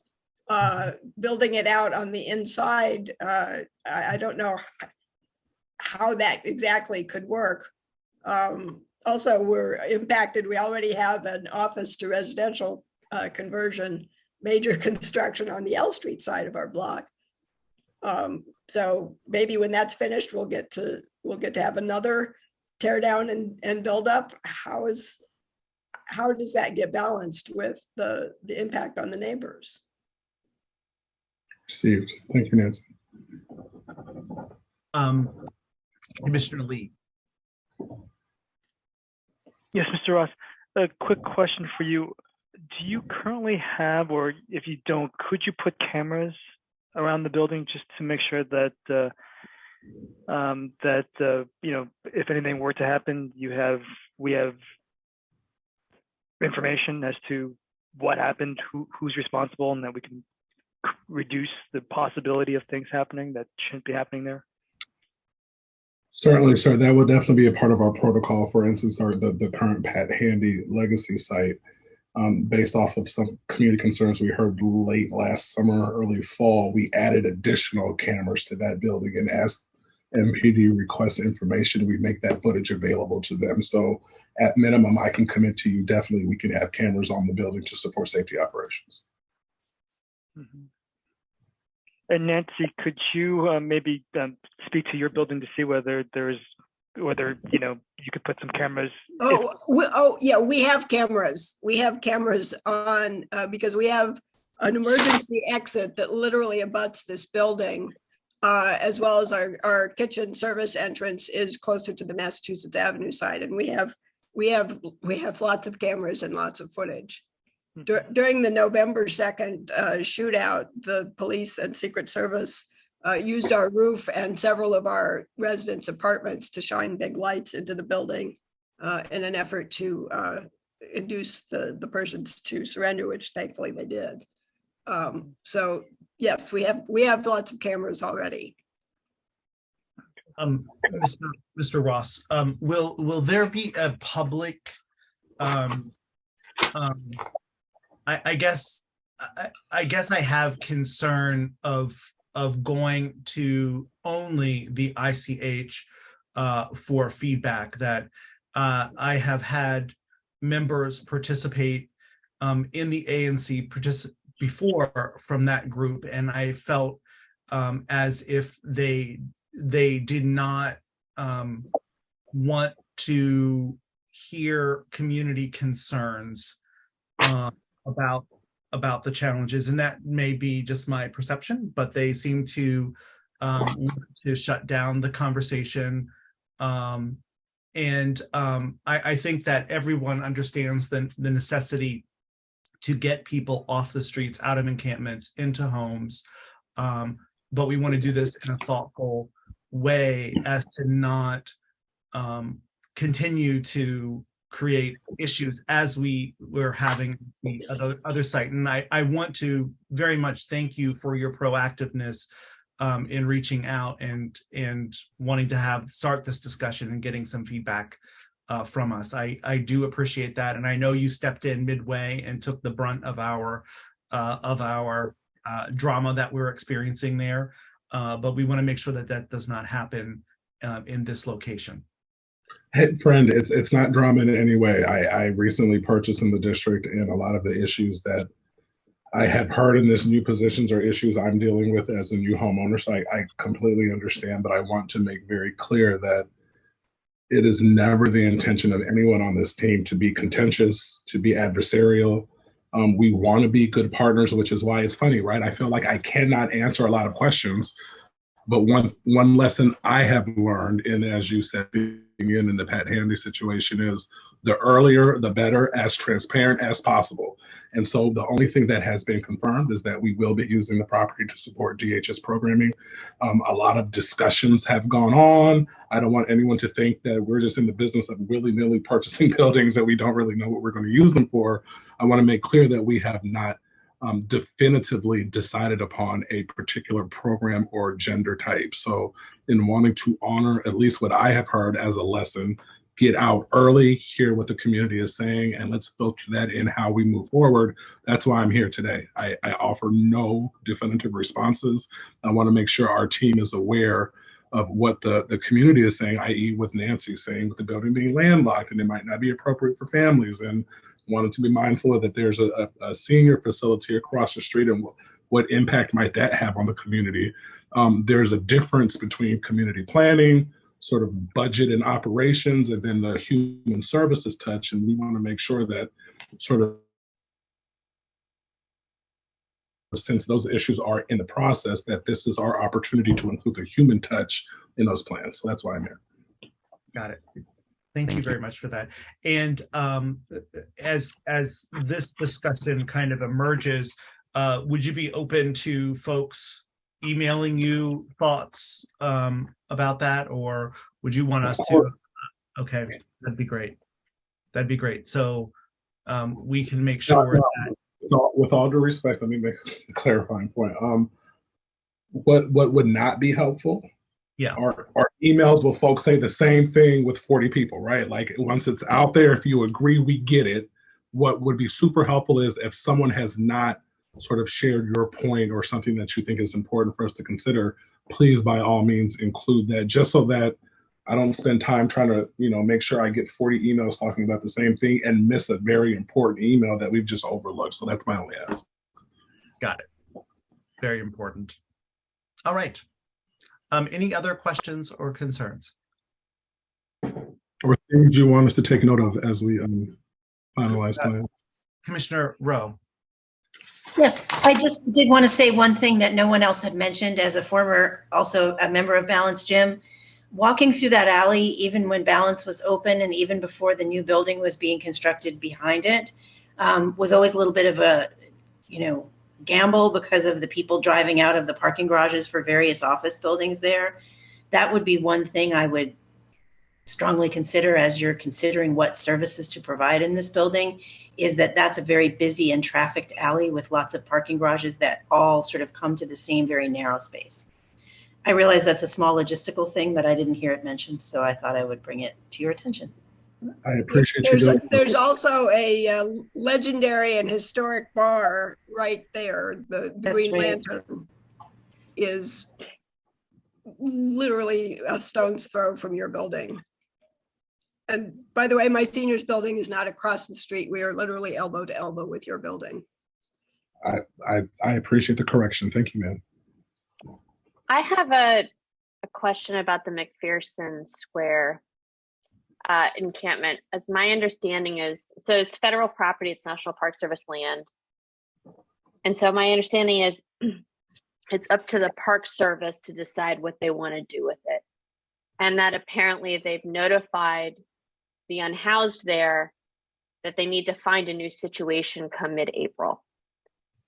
And I assume there's coordination with the Department of Human Service in DC, about that process.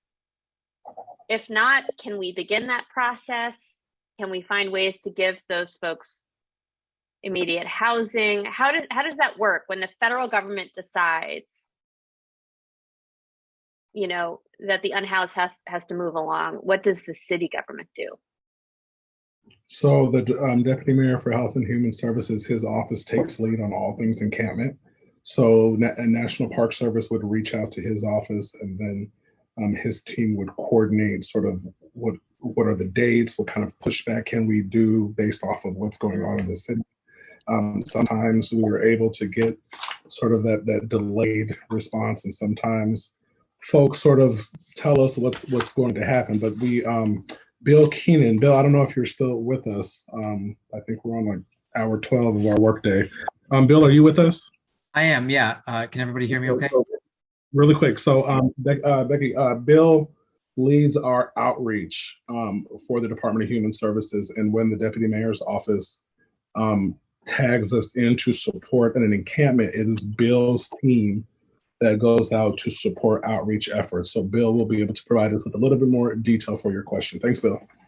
Yeah, so Commissioner Strauss, our teams have been in contact with NPS since this process began. We have an outreach provider that engages that area. The name of that organization is Pathways to Housing. They, with our other the Department of Behavioral Health and others, engage all the individuals at the park as best as they can. The National Park Service, as you mentioned, does make the decision to close because of the hypothermia season. They have provided some additional leeway to try to engage individuals and connect them to housing resources. So we have a housing process for our unsheltered population as well as our folks in our shelters. And so our outreach workers work with those individuals to get them connected to those resources as best as possible and try to move them to the system as quickly as possible. If they are unable to have success prior to that April closure date, we will typically work with the individuals to understand where they might relocate, ensure that they have the resources and warming items throughout the hypothermia season, but make sure that we try to remain as much in contact with them as possible so that we can follow up and continue services following the closure. So you're saying that there are already social workers in contact with people in McPherson Square? Yes, yeah, we trying are to figure out their individual situation, trying to help them. Yes, yeah, well, to the extent that the individuals are willing to engage with us, we are engaging with anybody that is willing to engage with us at this point, and we have a by name list of all the individuals, and we are working with them to address all them. And can you? I'm sorry, I literally just took office, so I'm trying to learn as much as possible. And they actually contacted me as their ANC rep, so I want to understand the situation. Is it? I mean, does most everyone there want immediate housing if offered, or do they just want to stay? They just want to live outside in their tent in some public area, if it's not McPherson Square, somewhere else. That's what they want. That's a tough question to answer. If folks have an opportunity to access housing, typically they will say yes to housing. There are some individuals where their mental health or behavioral health issues perhaps prevent them from making the best decisions for themselves, or that what we might determine the best decision for themselves, and they choose to stay outside as a result of that. And in those circumstances, we try to ensure that they are connected to the Department of Behavioral Health to get any kind of services they may need. And they're given if they to engage with us and or get them involuntarily housed if that is something that it comes to. Can you give me like I don't know, it sounds like you guys don't like the word ballpark, but like, is it a kind of situation like usually half of those in encampments like being outside in a tent? Like, what are the numbers we're talking about? I'm gonna take David's stance here. I don't want to give you specific numbers because I don't. I mean, that'd be it's a tough number. I will say this. I want to make sure I rephrase the words that you're using. Choosing to stay outside is maybe not the sort of the best choice, or to camp there. It is more so. I think it's oftentimes individuals, the challenges that they face that result in them ultimately being outside. Right. Again, we have shelters available for folks if they're willing to enter our shelter system. Some have gone in, some return. They've had negative issues with, or maybe negative experiences in our shelters, and so they've returned. But some just don't like rules, and others, they prefer being outside. For a lot of folks, this is their community, and this is where they feel comfortable and they feel safe. Right. And that's why they reside outside. Is there anything that I can do as the ANC commissioner of McPherson Square? Let me take this one, Bill. So what I think everyone can do, particularly supporting and encouraging your residents, there's something called the pit count that is coming up.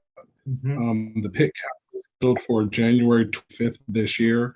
And every city in the nation conducts a pit count, which is how we get more accurate determination of the number of unhoused residents experience homelessness in the district.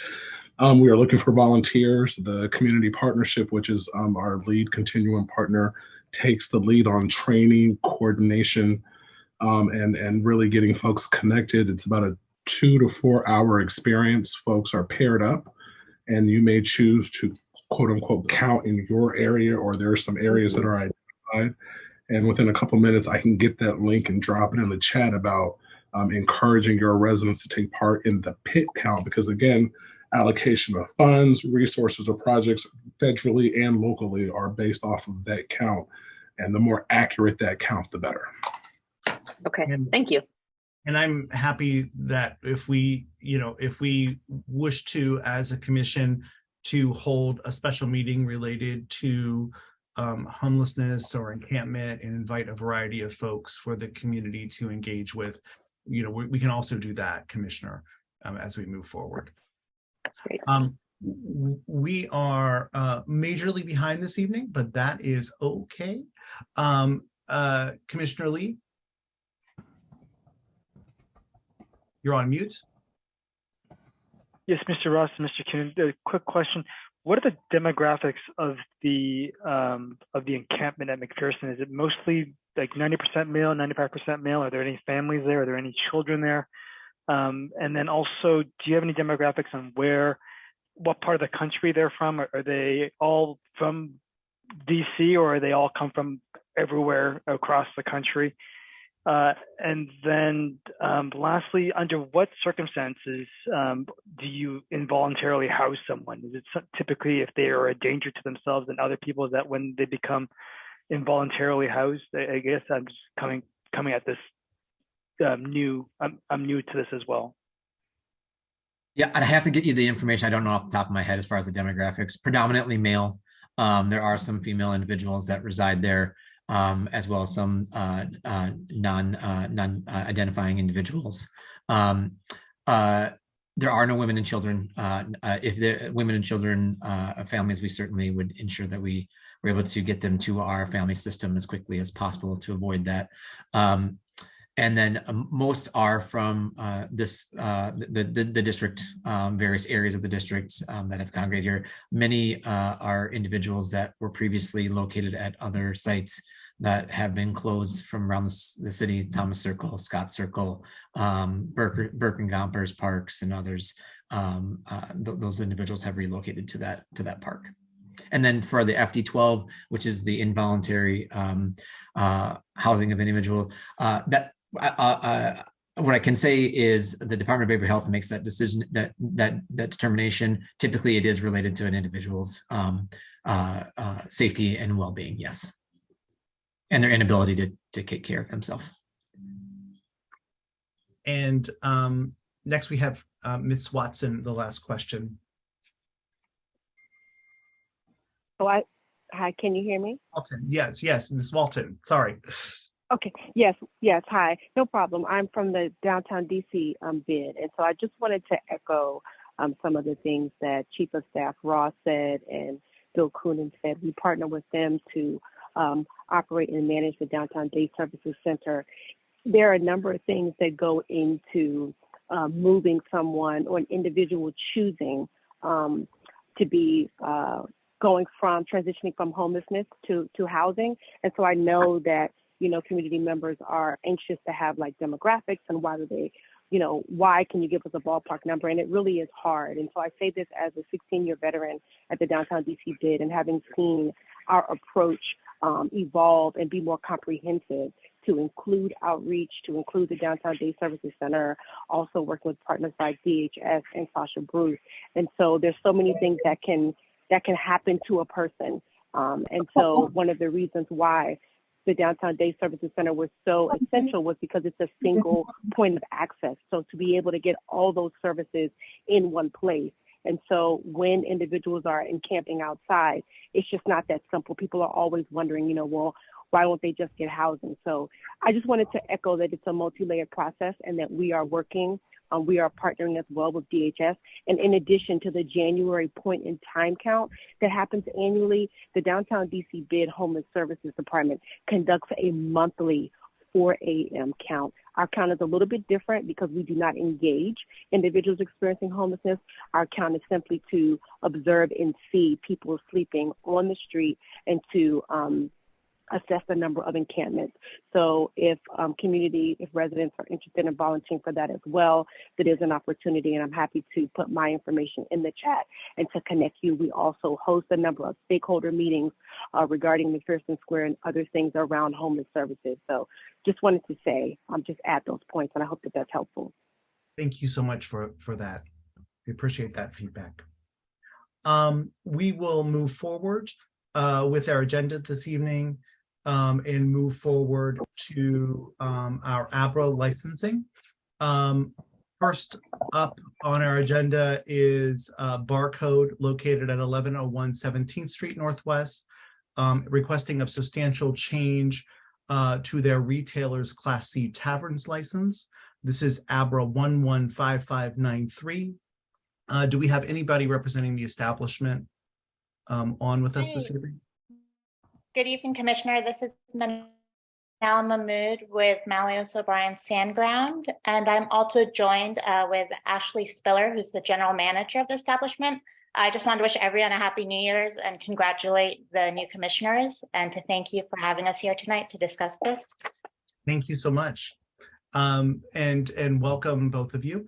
Can you give us an update? I know this was originally in 2B05, and now it has moved to 2C03's location.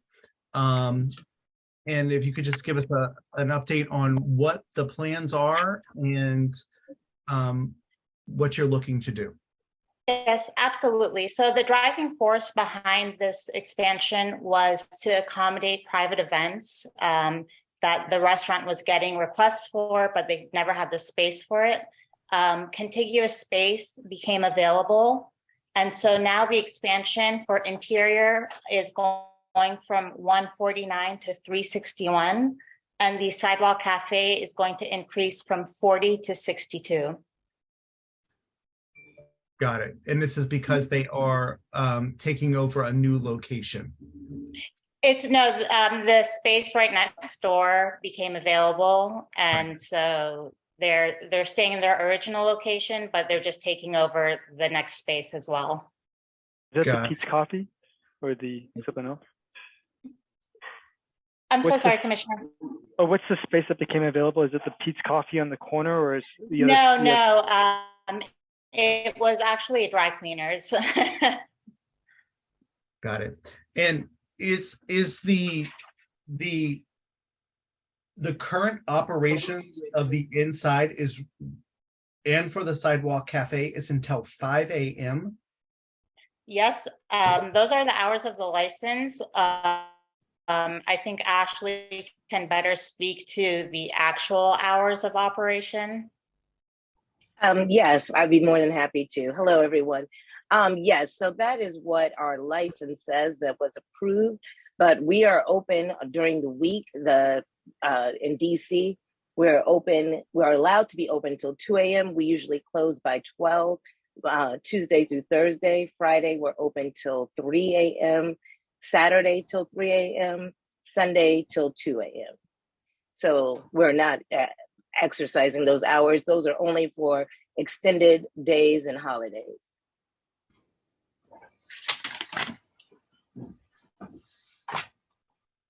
Okay. And have you had any complaints or violations with ABRA? Commissioner, ever since they got new ownership, which was about 3 years ago, there was one COVID protocol incident with ABRA, but no others. And they were not protested during their most recent renewal in September. Got it. I know that, and commissioners, do you have any, well, I guess I would ask this question. If this time after normal close in the district is only for special events and holidays?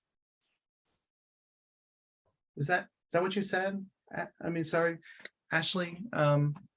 Yes, because by law, we cannot serve past a certain time during the week or during the weekend. So the only time that has ever come into play, for example, for the World Cup, the city extended their alcohol hours till 4 a.m. that you were allowed to apply for, but we only used it on Fridays and Saturdays. Got it. Okay. Commissioners, do you have any questions? And I want to open it up to community members because I know there's a number of community members that have questions and concerns. So, I mean, I'll speak to this. It is in my district. Oh, my understanding is that barcode creates a lot of noise late at night. And as I'm sure you know, Ashley, the building at 16th and L, there are a number of residents who were here at the meeting and they're not happy with the situation. I would say at the same time, I think it's important for downtown DC to have good nightlife. And it's something that the mayor has made a huge priority, is making downtown a 24/7 vibrant place where people go and spend money and ride the metro downtown. Nightlife is good for the city. I understand that. Like my local bar, like Maddie's Tap Room at 13th and L closed, a year and a half ago. And I was really sad, and I can't wait for a new bar to open there.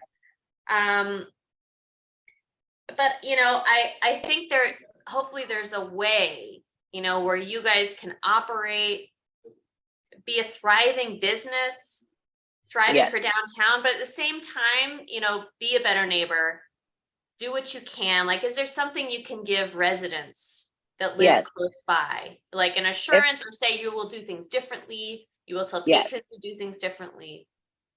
If I'm able to speak on that for a moment, we have, and one, we have not received any violations from DC agencies, but we have worked with 16th and L. I did see our neighbor on this call in this meeting. This is my first time being introduced to her. I have met several of the neighbors at 16th and L. They have my personal information. They have my other managers' information. If, there are any issues, they want to contact us. We also just actually moved into this ANC. We've worked with the last ANC as well. And I would love to set up a meeting with you all, of the new commissioners, because we haven't had that opportunity yet in the new year. But that is something that we strive for. we want to be a part of the neighborhood, and we've been a part of the neighborhood for some time now. So we work with the neighbors as much as we can. Got it. Ashley? Yes. Susan, may I ask? Yeah. Go ahead, please. You say that you only have seating for 40 outside, but I walked past your outdoor seating today, and you currently have 60 bar stools, and you have couches that seat another 50 to 60 people. Now, when the weather's warm, all those people are outside, and you have outdoor music blaring till 2 in the morning. You're not a good neighbor, You also say your address is 1101 17th Street. You have no entrance on 17th Street. Your entrance is on L Street, and you've changed the address. So, for example, the dry cleaner that you're moving into is 1639 L. There was a number above the door where people currently go in that was an L Street address. So I feel that you're being disingenuous about talking about your ability to be a good neighbor. Could you please comment on the outdoor seating? Yes, for the outdoor seating, right now it's set up and it's not filled to its capacity whatsoever because of the weather. I'm not sure exactly the number of seats on there right at this moment, but I could address it. 100. It's 100, okay. And you're only zoned for 4. Okay, so, and that is one of the reasons that we are working with the ANC and trying to change the situation we have right now. But I would have to give you an exact number of the seats. As far as the address, our address is because of the building we're located in, which is 1101 17th Street. Our landlord, JBG, has us at that address. We didn't choose that address. Honestly, it makes it more confusing for us than it does for anyone else when people are trying to find the business. So we're obviously not trying to be disingenuous with anything. Well, this is Mike Fasano, and I'm. Hang on 1 second, Mike. I'm sorry. I have Susan that has another Susan who has her hand raised, and then Mike, I can call on you. Okay. Yeah, thank you. You're on me. Thank you. There you are. Yeah. My name's Susan Boldman. I'm president of the DuPont Circle Citizens Association, and although we changed ANC borders, we still cover down to K Street. I was in favor of the new ANC borders, but it does mean I have to deal with more than one ANC. We have been talking to the residents of the presidential and other people, and I believe they are planning to protest this, and we will probably be inviting you to, I'm sure we will invite you to our next board meeting at January 26th, and may decide to protest.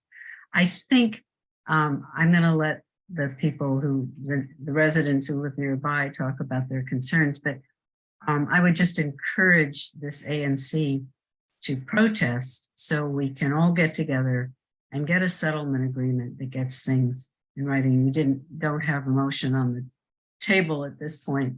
And then perhaps we and the neighbors and Commissioner Strauss can talk about what would be acceptable to all of us, just to have a settlement agreement in writing about this expansion and other issues that are pursuant, for peace, order, and quiet in the usual manner. So thanks. I'll let the other people talk about particulars. Thank you so much. We appreciate it, and nice meeting you virtually. Mike, as a commissioner, can I ask? Please. More questions, because I guess it's, look, any outdoor nightclub or bar will create noise. Like I understand that. I also understand that we all live downtown where there's a lot of noise. My building, I live on a very loud intersection, 13th in Massachusetts. And I knew that when I bought my unit. And I I accept that. Like, if I really wanted a quiet place to live, I wouldn't live downtown. And I'm sure people who live in Chinatown, I bet it's noisier in Chinatown than 16th and L. I can't say that for sure. And I'm sorry that, you know, like New Year's Eve at 1 a.m. it was loud. I guess I'm trying to get at, like, you know, is it just that there's a bar open at night and you guys happen to live close to a bar? Although No, I guess you guys are kind of a block away from it. You know, You guys Becky, are on the corner. they're within 100 yards, and it's not a bar. It's a nightclub. The patrons after are leaving at 2 and 3 in the morning, urinating on the streets. There's drug use. They're having sex. It's not 14th Street, that's going on too. Chinatown, that's going on too. Outside my window, that's going on too. Am I able to speak? Yeah. Respectfully. Yeah, I need to jump back to Mike on the agenda first, and then we will come back. But I do want Ashley to quickly respond, but then we'll go to Michael Fasten. Okay, thank you very much. I appreciate that opportunity, and I appreciate the comments that were just made. I did want to just bring to everyone's attention the efforts that have been made as far as barcode for the sound control. Several, like about, I believe pre-COVID, there was a sound issue. We actually put in a new sound system so that it would not resonate through the street. And we close our doors before 10 o'clock so that we don't have those same issues as it being as loud as it could have been prior to, 2019. I just wanted to make light of that, or just let that be known. Thank you. Mike? Fasten? Yeah, Fasano. The sound, okay, sorry. Thank you. I formerly was president of the presidential, and I think anyone who lives downtown expects there to be activity and noise, but I think there are levels of noise and there has to be a balance. We have many other bars and restaurants in our neighborhood, Officina, which is directly across from us, PJ Clark's, the Hilton, and we have no issues or problem with them, and we have no issues with nightlife. But when you're looking at planning and trying to make a living city, one of the definitions of a living city is you have to have people there. And so it's great to have bars and restaurants, but if the noise and externalities they cause make it impossible for people to live there, then I think we're missing the point. And notwithstanding Ashley's, I think, good intentions, Barcode has been there for quite a while, and they've demonstrated a pattern of disregard for the neighborhood.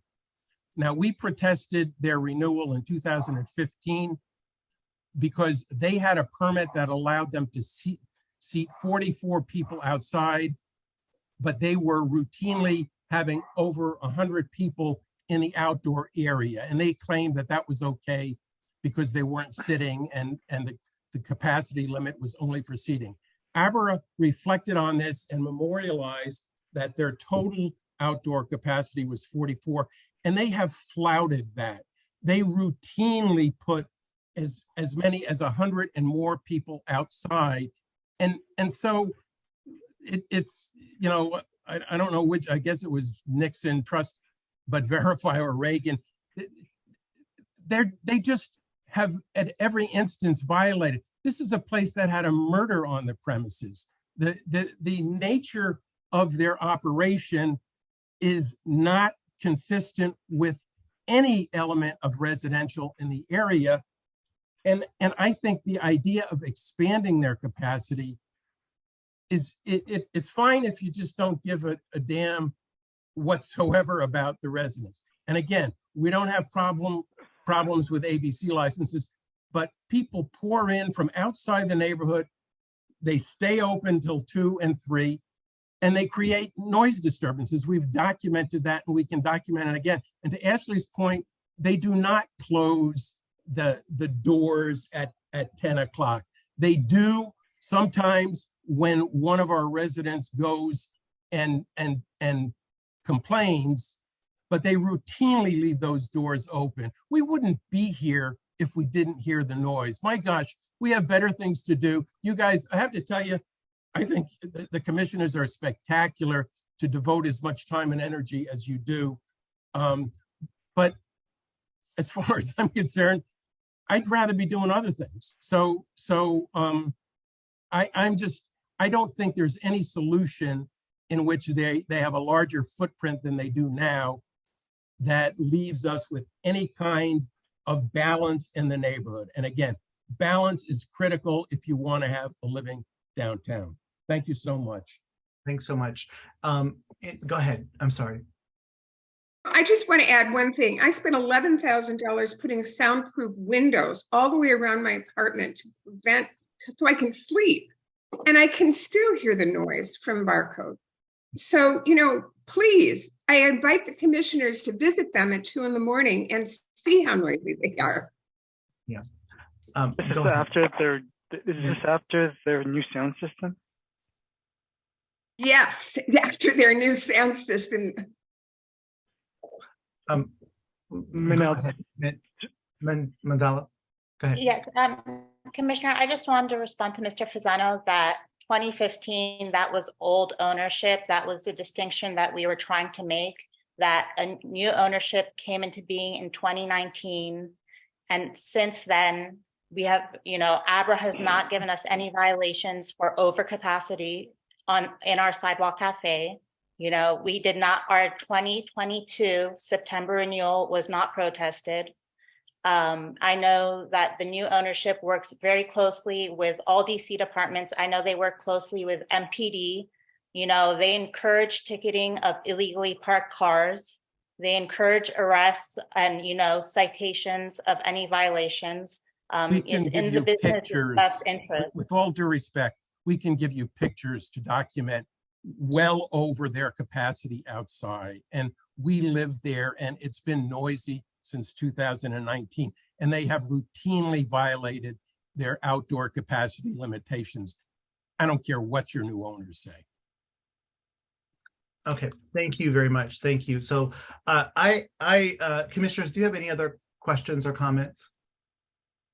I think that it's obvious to me, just from this brief conversation, that there is a challenge here, a community issue that needs to be codified in a written community agreement, so that all sides can be heard and justified in this situation, and that both the residents have a document to guide their feedback, and the establishment also has that same document in which they're being held to.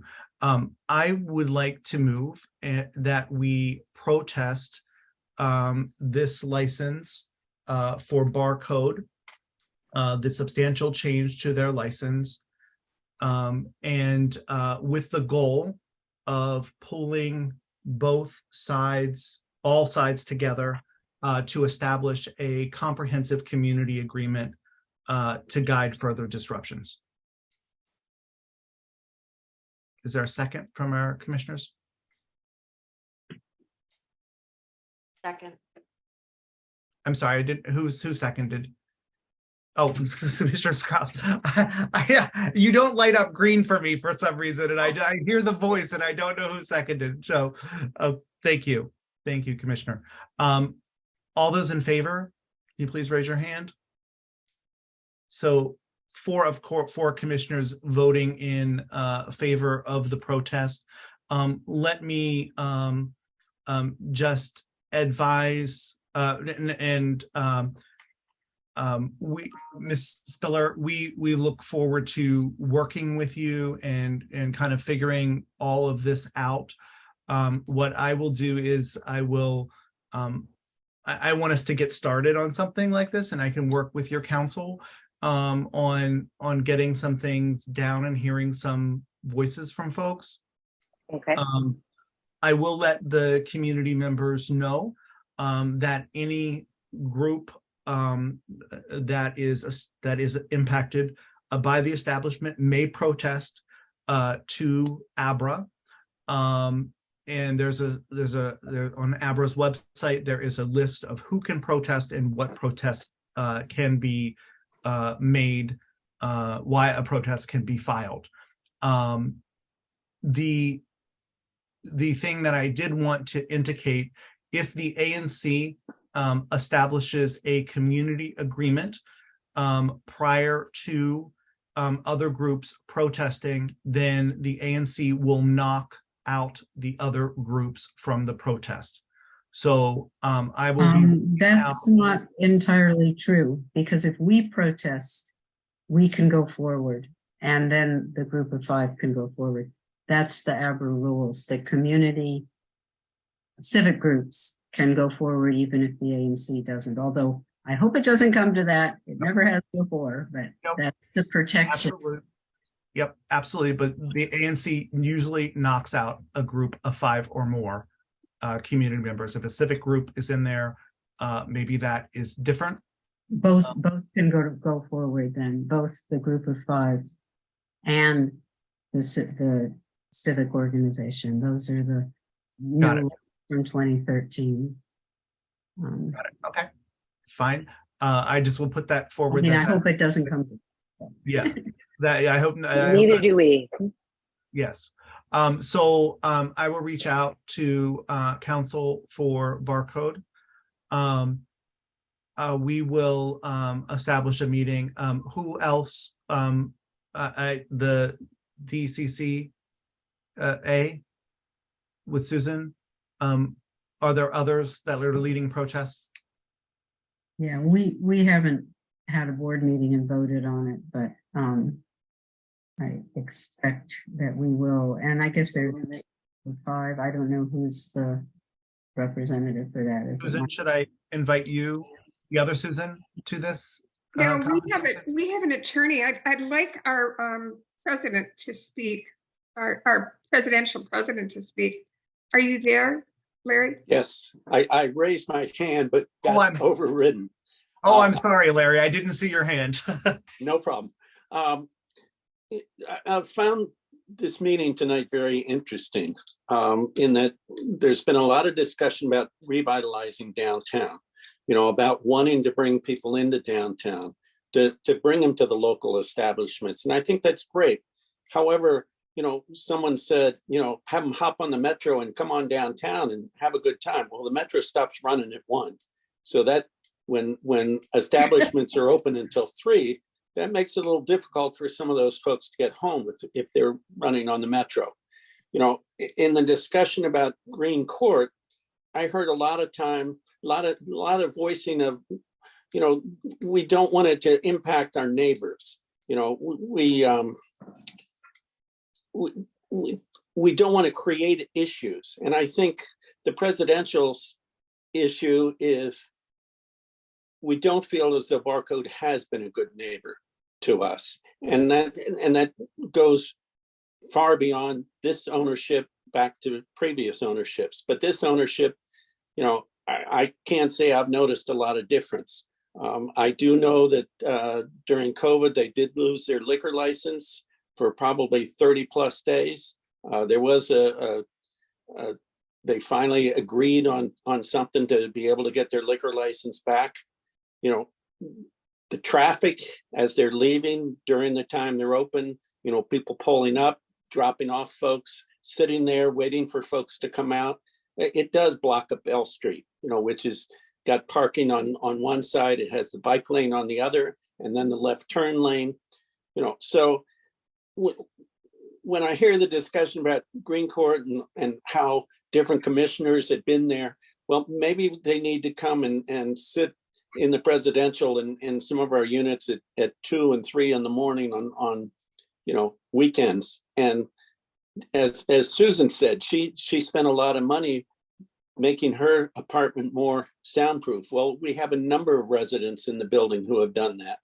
The other thing I'll say is I love the downtown area, but I will also say that I'm usually in bed by 2 to 3 in the morning, as I think most of the residents in the presidential are. And so when we're awakened as people are leaving the local establishments, that does present issues for people.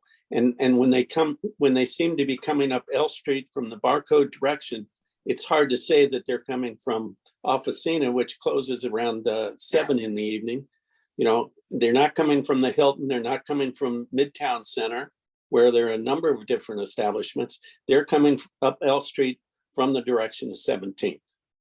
So, as having served on the board for the presidential for a number of years, I will say the only establishment that we have heard complaints on is the presidential, not Shoto, not you mean Barcode.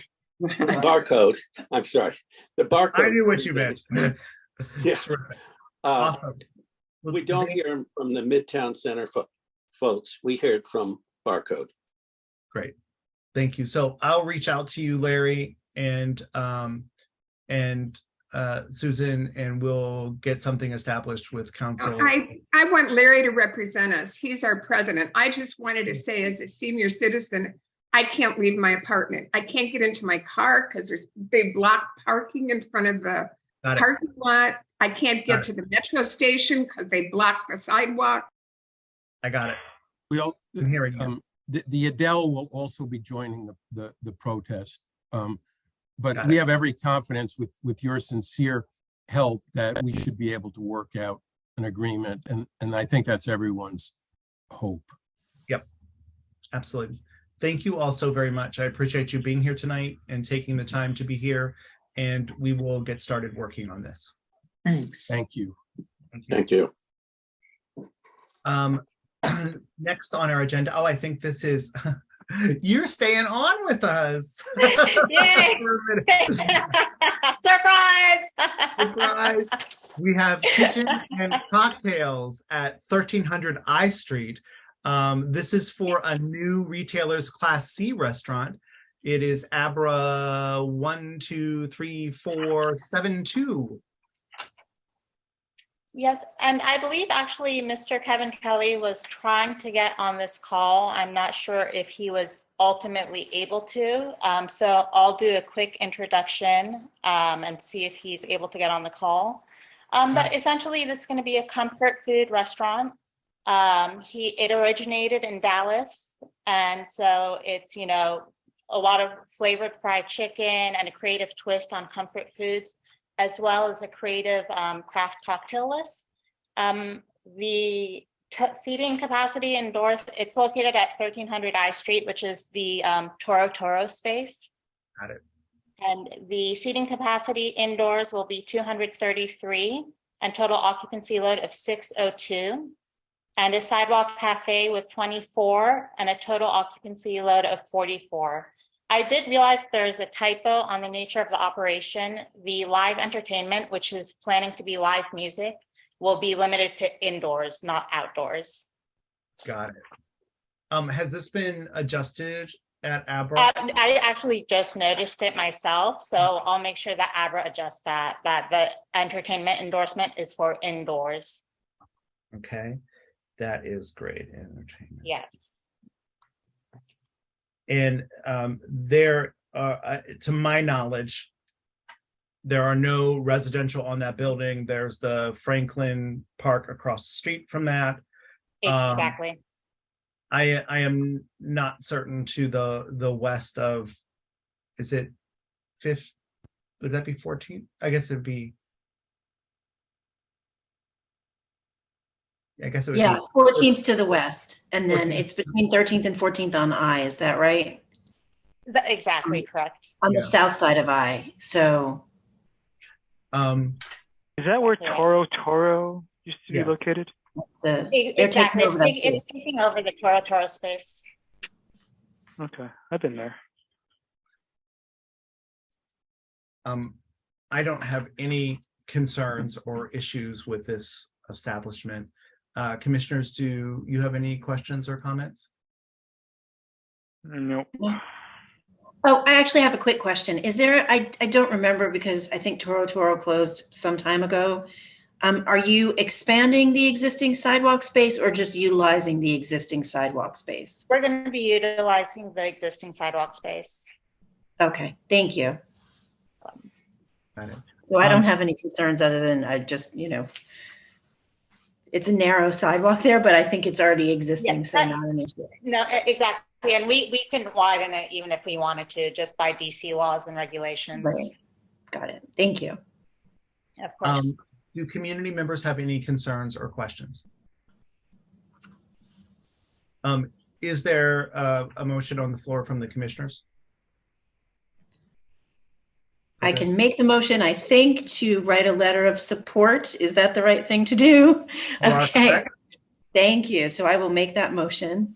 So we have a motion on the floor to send a letter of support for Kitchen and Cocktails. Is there a second? There's a second on the floor by Commissioner Strauss. All those in favor, would you please raise your hand? So 4 of 4 commissioners voting in favor of that. We will get that. We will get that letter off to you. And do you need no stipulated license in this instance. Thank you. Thank you. It's going to take some time. Got it. I couldn't even think. My brain had shut down for a moment. Thank you so very much. We appreciate you. I really appreciate it. And I look forward to working together on Barcode as well. And seeing everyone next month. Awesome. And I'll reach out to you and we will get something started. Wonderful. Thank you so much, Commissioner. Awesome. Thank you.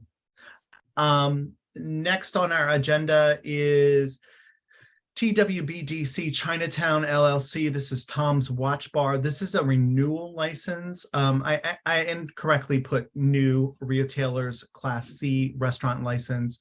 I wanted to bring this to the commission.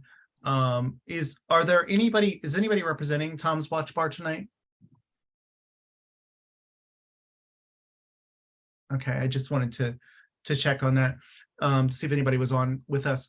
The ANC established a community agreement with Tom's Watch Bar prior to its opening. That happened quite a while ago, actually. We were given assurances from the establishment that they would be doing appropriate soundproofing before the restaurant opened.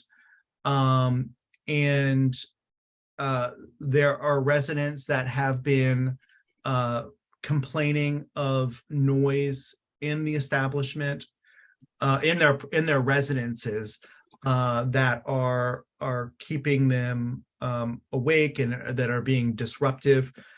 They have attempted to engage with representatives from Tom's Watch Bar, which is part of the agreement that we have, the community agreement. And to my understanding through emails, there has not been any success in resolving the issues. Is there any, Howard, I know you kind of represent 777 sometimes. I'm wondering if I kind of captured that correctly. Oh, I have a hand up too. I'm sorry. Hi, Dan and Lynn. Wait, right. Go ahead. Where's the, wait, hold on. My name is Dan Patriarca. This is my wife, Linda. Hi, Dan. We live at the residences at Gallery Place, right above the Tom's Watch Bar. We're one apartment skewed right to the left. And since Tom's has been open 35 days approximately, I have personally logged about 25 to 30 online complaints about excess noise with the Abra. Call the police. I've called the police. I've called Abra hotline many times, and the noise continues. I've talked to Abra themselves, and they said they were going to investigate. God knows if they have or not. I have one simple question. How in God's name can you give these guys a renewed lease, a renewed license, when they haven't done a damn thing about the settlement agreement, which they signed with you, with ANC, about a year ago or so? And there's no way that these guys are serious about being a good neighbor. I mean, it's obvious. I'm not the only one complaining, but my dander has been up. Sleepless nights, yes. But it's just the audacity of a place that can do whatever the hell they want, whenever they want, is beyond my comprehension. Got it. And this, you're hearing a variety of issues. Just noise, or are you feeling vibration? No, I hear the noise is a banging noise with very loud speakers. Loud bass. I don't hear much music. I love music. I don't hear the music. I hear the bass. It's a loud thumping. It's a thumping bass sound that comes up through the floors, comes from the walls, and it's incessant. And your neighbors also. And our neighbors. My neighbors can actually hear the music, but they can hear the music because they're directly above. We are directly above their second floor, which, to my understanding, they're not allowed to have kind of a club going on down there. When they do, and they've been advised that this is not legal and this is not, good for the neighbors. Got it. That's it. And has Abra been out to your residence? They have been to the facility, and I've only spoken on the phone and by email. I have not spoken face to face with anybody from Abra yet. Got it. They said they will have an investigator come and just talk with me, but it hasn't happened. Got it. Okay, thank you very much. And we have Lillian Lane. Hi, so we are the neighbors that are directly above Tom's, and we can hear the music, we can feel the vibrations, we can hear it right now. It gets to be the point where it's loud enough that we can hear actual song lyrics and sing along to the song if we wanted to. And it's just very disruptive to our daily lives, our sleep schedules, our mental and emotional states, just trying to be in our apartment. Mm-hmm. When you have made contact with the establishment, and if so, what has their responses been? Do you want to go? Yeah, so we've called and left messages directly through the business's phone line, and we've been looped in on the communications that Lynn, our neighbors, have been, but we have not had a separate channel other than what has been through the building. I think part of the concern is that there's been no progress. We've gotten no recognition from the bar that there is an issue or that there are steps being taken to address it. But I would describe the situation as unlivable. I mean, this is not a sustainable way to live. And look, we're in our 20s, like we want to be downtown and we know what nightlife is, we enjoy it, but I did not sign up to live in a club. Got it. Howard? Yeah, so I think that I'm Howard Marks. I'm the vice president of the Condominium Association here at the residence at Gallery Place. We have 192 units. We have 300 people who live in this building, who believe in downtown, who want downtown to remain vibrant and along the lines of what the mayor proposed earlier in the week, yesterday actually. And also on the call is Melanie Knudsen, who's the president of the board. We see this as really a front to the process, the legal process that Abra has set up for community agreements, and every stretch, every way possible that the Tom's Watch Bar has ignored this agreement. And we know that for a fact. I confronted Jeff Seymour, who's the operating partner, and I asked him about the agreement. And he sort of like looked at me like, what agreement? What are you talking about? This is the major investor. So, and nowhere to be found is Brooks Shaden, who co-signed the agreement with you, Commissioner Schenkel.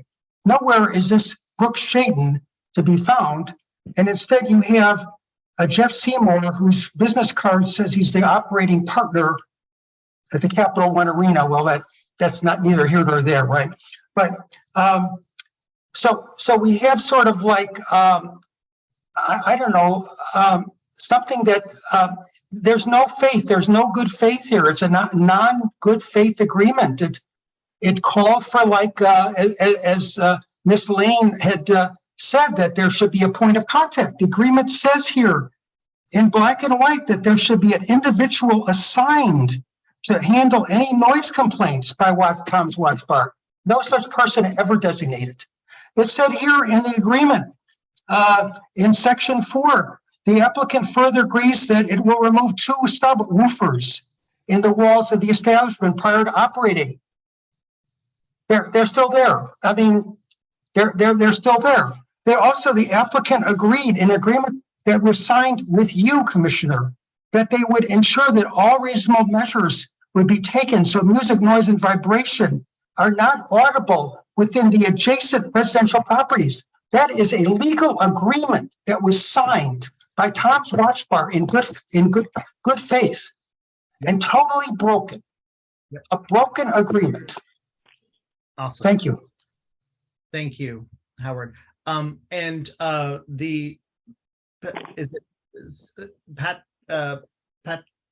Patrina? How do you pronounce your last name? Patriarca, I'm on. Okay. Patriarca. Okay, Patriarca. Yeah, right. So you inquired, Mr. Schenkel, about whether we contacted the building manager. We contacted everybody. You included several times in the email, building manager, Abra, everybody, and imploring anybody within our distribution of our memos who we can contact beyond that to try to get something resolved. And everybody's dropping the ball. Nobody's helping us. And it's going to be the same thing with the buskers. All these meetings, everything going on, everybody in a kerfuffle, and nothing gets done. Yep. So, this is a serious issue because property values are going to plummet and you're never going to be able to sell your place. And the neighborhood's deteriorating anyway. And something's got to happen. Yeah. The commissioners, do you have any other questions here? There's no representative of Tom's Watch Bar on this call? No, I invited their legal counsel to the meeting. I would like to move that we send a letter of protest for the renewal of Tom's Watch Bar license and note that they have violated their community agreement. Is there a second? I second that motion. That's seconded by Commissioner Rowe. All those in favor, please raise your hand. So I have Thomas, you up or down? Yeah. Yes. Okay. The 4 of 4 commissioners voting in support of that motion that we can send that letter of protest for Tom's Watch Bar and attempt to get resolution on this immediately. I'm going to follow up with Abra to see what the investigators have, if they have been out. I don't know of that, and I will also I had reached out to the establishment several times and have not heard back from them. So I will make sure that is known that protest is coming. Has anyone been to Tom's Watch Bar, just out of curiosity, like during normal operating, during an ordinary night when you're hearing noise? Is the noise inside just deafening, or can they just put up some more soundproofing on their walls? I guess I've not been there myself, so I can't comment on what the solutions could be here. I think I could answer that for you. It's a great question. I've been there several times up on the second floor. And what struck me is when Tom's Watch Bar first applied for the Abra license, I went on their website. They're a franchise. They're a national franchise. They're in Denver. They're in Los Angeles. They locate near sports venues. So I assume that you had like the conventional sports bar, that we're very familiar with. But no, I got to the second level and blaring music was playing as if it was a disco. I said, what's wrong with this picture? This is sports fans like myself, Caps fans, Wizards, Nationals, whatever. I want to watch on TV and maybe, drink or whatever, or eat food. No, it's like a disco. Why are they playing disco music? And it's like, you can't even talk to someone. There's something wrong with this place. It's incredible. Thank you. Got it. Thank you all so much. We'll send that letter of protest out. I will make sure that you are the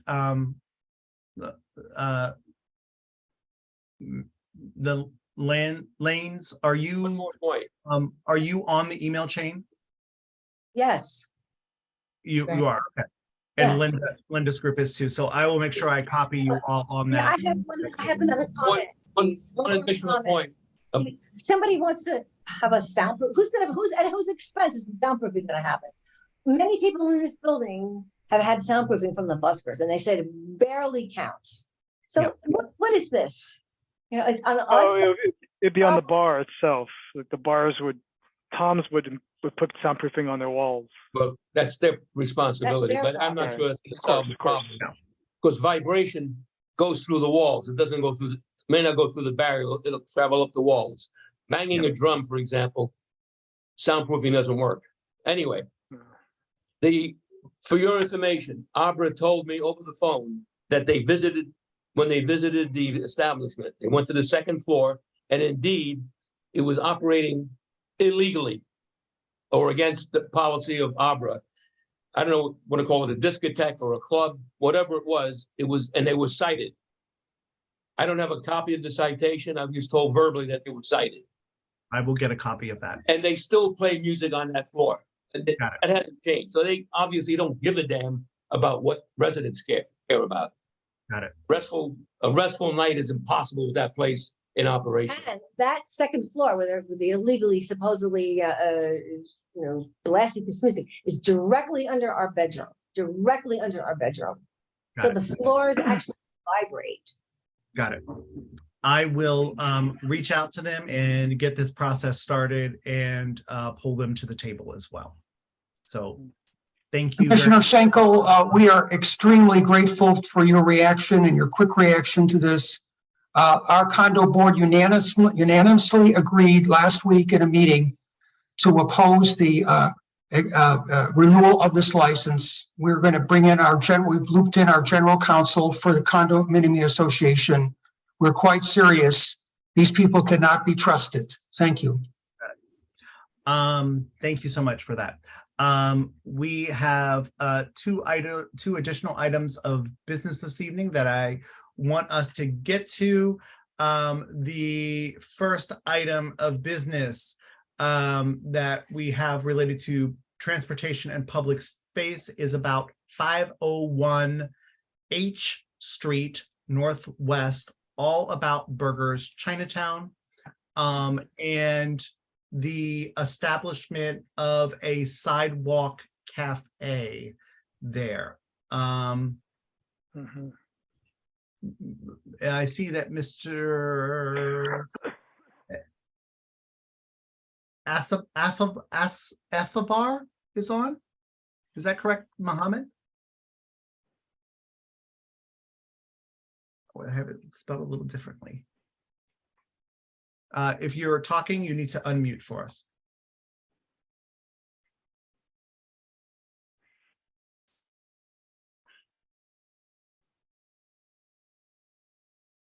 Okay. I have the right person here? Yes. Mohammed? Or Mel? Okay, we will postpone that for a second, and we will move forward with zoning, planning, zoning, environment, and historic presentation. We will, is Stephen on? Stefan. Hello. Yes. Hey, Stephen, how are you doing? Great. I have a presentation I shared with you earlier. Could I? Yes, you may share. Okay, thank you. Let's see. Mohammed, I believe you came on. Okay, yeah, okay, you have his vote. Okay. Okay. Just give me, let's do this next presentation and we'll come back to you, sir. Thank you. Okay. Go ahead, Stefan. Okay. Can everyone see that? Yes, you are projecting. Okay, great. Thank you. Well, greetings from Ward 2. My name's Stefan Rodiger. I'm a co-founder, a partner at Rift Valley Partners, and Barakat Selassie is on the phone as well, and he might chime in with some insights into our upcoming project on the 500 block of H Street. But we wanted to first just thank you for your commitment to Ward 2 as a longtime resident, homeowner, raising my kids here, my business is here. I spent all my life here, developed in Ward 2 over the last 20 years. So this is, there are a lot of challenges, and, it resonates with me and what I see every day. So I appreciate all your hard work and your commitment starting the new year and trying to tackle all these problems. But we're here tonight to talk about a project that we've been working on over the last 18 months. We're very excited to get this project going. It is a proposed project at 509 to 517 H Street Northwest. Most people are familiar with this, but I'll just point out that it's outlined in red and it's in the white, it's painted white brick. So that's the existing condition from in December 2022. It contains 5 addresses. It's the current zoning's D4R, and this zoning is very flexible and it allows for residential, commercial, and lodging. So what I wanted to just emphasize up front is that we haven't decided if it's residential or lodging. So we're keeping an open mind now to determine, how we want to approach the project. We think both uses work. We've lived and worked in this neighborhood for a long time. I developed 450K 10 years ago when I was at Kettler. And we know this neighborhood, it has amazing amenities, amazing assets, and we're just calling out a couple here. Yeah. And even though, all night, I feel like we've heard a lot of, issues that people have been grappling with over the last couple of years, even before the pandemic. We think there's a lot of locational advantages which attracted us to this site. So, and I'll keep moving on, but we're basically at the intersection of H and 6th Street. And then I'll drill down here. We're mid-block where the project outlined. We've been working with the Moy family for 18 months, like I said, to basically come to agreement in how we're going to redevelop it. And you can see it's, we have 6th Street on the west, 5th Street on the east. It fronts H Street with the 5 properties. And there's I in the back, and then it has a 10-foot public alley that serves all these buildings on H Street.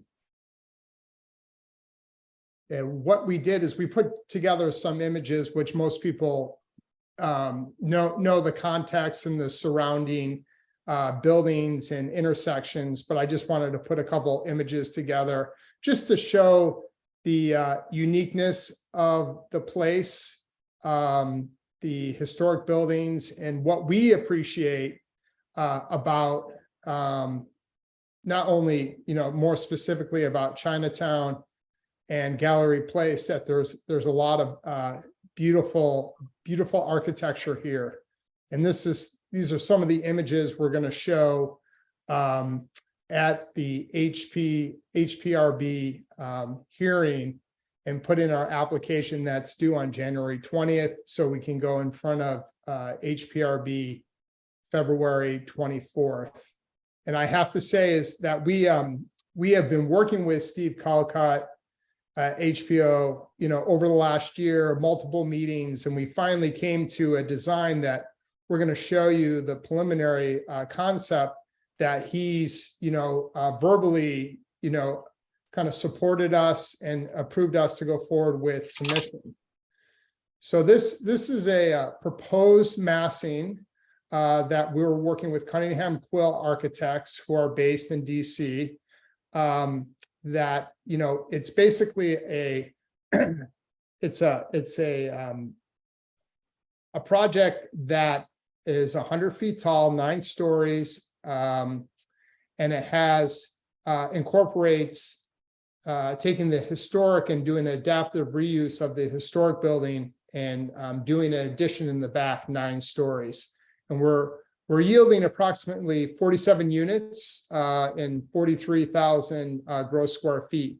And what we're looking at is we're looking to do actually all lodging or all residential, or perhaps some mix, and no ground floor retail. And we'll go through that in a little bit. But the reason for the retail, and I'll show you the ground floor, and you've seen from the beginning slide, is that it's below grade and it has low ceiling heights. So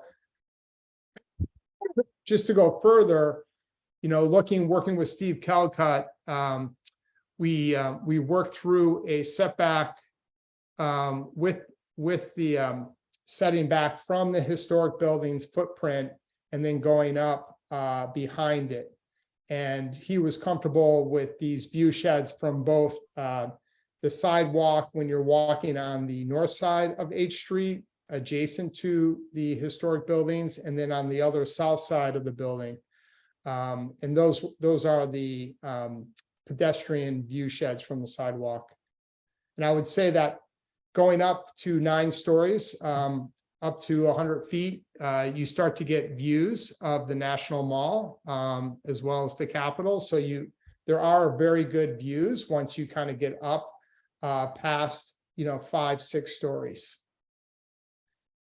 And then this is a proposed elevation of the project. And what we're trying to do is give you a sense of the quality and the comprehensive kind of design and detailing that we want to do for the project. And we want to highlight, accentuate the 5 historic buildings, which are from the 1880s, Queen Anne style. We love these buildings.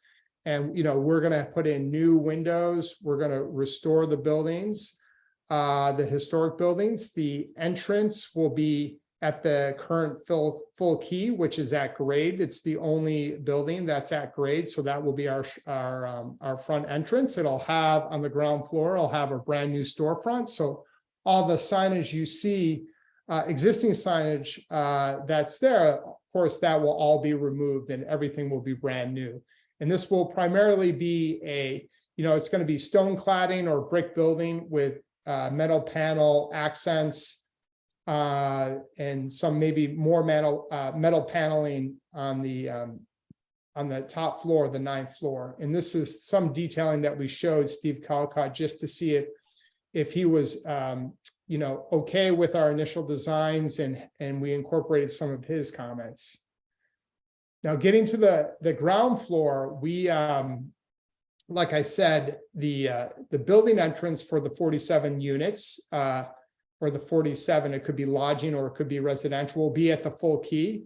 And then the units that the current retail that you have to step down, they're English basements, we would like to do something like a junior 1-bedroom and convert these to living spaces that would be lodging or multifamily residential. So all the services would be taken off H Street and they would be in the back public alley. And this would include, some of the move-ins, trash, package deliveries, everything that we need to do to service the property. We would do it from the back alley. And we've done some studies with transportation consultants to make sure that we can do all this within the confines of the existing public space and infrastructure. So with this design, and we went through this with Steve Calcutt, we're proposing, like I said, ground floor dedicated to residential or lodging and accessory uses only. So if we don't do any, if we do end up doing lodging with no retail, we'll need a zoning relief for that. If we do 100% residential and no retail, we won't. That actually will go away, and we won't need to ask for that zoning relief. So that's the first zoning relief request. The second one would be the rear setback, and basically we're required to set back the building above 25 feet. So you can go your first 25 feet, you don't need to set back your building. And then after that, you need to set it back 20 feet, 10 inches. And we're currently setting it back 13 feet, 7 inches. And this is, we're trying to make sure that we can have a well-functioning double-loaded building. And that's one of many reasons why we're looking to decrease that rear yard setback. And then finally, the third zoning relief that we're going to request is with this 47 unit project is that we would do the loading without a loading berth. And we would do the loading along within the rear setback of the alley. And just briefly with the project documents, like I said, we were working over the last 18 months to get to this point where we've executed agreements with the property owner, the Moy family, and we have a design, and we're going to submit to HPRB and go through BZA. So we're hoping to get concept approval from HPRB in February, and then go to BZA probably in May or June, depending on how quickly their calendar fills up. And from there, we want to actually move as quickly as possible to get through the design to the building permit set, to submit it and expedite all that through a process called velocity within the DC program, because we think the opportunity is now to move forward and get to a construction start, which would be hopefully within, we're saying here 15 months. We're hoping it's less than that. And then it's probably an 18-month construction period, and then 3 to 6 months to stabilize the property. So with that, just from the beginning, Bearcat's on the call. And here's a little short background on all of us. And we've been together over the last 18 months, and we've all done, in our own respective careers before Rift Valley Partners, did quite a bit of development, including projects in DC like 450K, which is 4 blocks from this site. Mm-hmm. Got it. Thank you for that. Now, this came before the ANC. A similar project came before the ANC 2 years ago.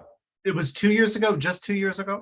It seems like it was, with COVID, everything seems so much longer. They went in front of, that applicant went in front of HPRB in January of 2021. So I guess it's January 2023. So maybe they came in front of you in November or December. Yeah. Yeah, FC development, right. And this is a new group now. Totally new, different, but the same property owner, the Moy family, Eddie Moy. Got it.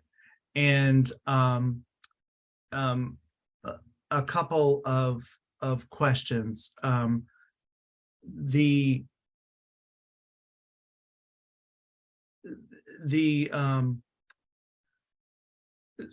me ask you this. So tonight you are asking specifically for two things from us as an ANC. Is that right? That's correct. Yeah, what we discussed is, we're looking for, hopefully this is the first time you've seen it, but we tried to bring it to you as quickly as we could. And Steve Calcutt recommended once he liked the concept to come to you, but we're looking for your support and a support letter for the concept design and, to provide as part of our application for the February HPRB public meeting. And then the second would be in the zoning relief that we're seeking, and it will depend on what Steve and HPRB approves. Some of it we might not need, depending on how we decide to proceed and what what Steve and the board approves. Got it. And that's the setback from 25 to 13 or something like that. 20 feet to 13.7. The 13.7. There it is. Awesome. Yeah. Awesome. Just so I know that the last time this came before the commission, the previous design, and I realize this is not the same design. Is the building positioned right on the property line, or is it set back from the property line? The backside. The backside, no, it's set back. It's 13 feet 7 inches from the center line of the alley. So the alley is 10 feet. So it's 13.5 feet minus 5 feet is what it's set back. So it's set south from the public alley by that amount. So it's got it. Yeah. And I know that would it be helpful if we put that picture back up on the screen? Yeah, yeah, that's a great idea. This one or I think one thing I just wanted to point out, Commissioner, is the setback rules are a little bit wonky in that the first 25 feet in the rear, you're not there's no setback required, and then as the building gets taller, setback is that's when you have to have a setback. So as you get up higher, the setback that is there is for the upper floors.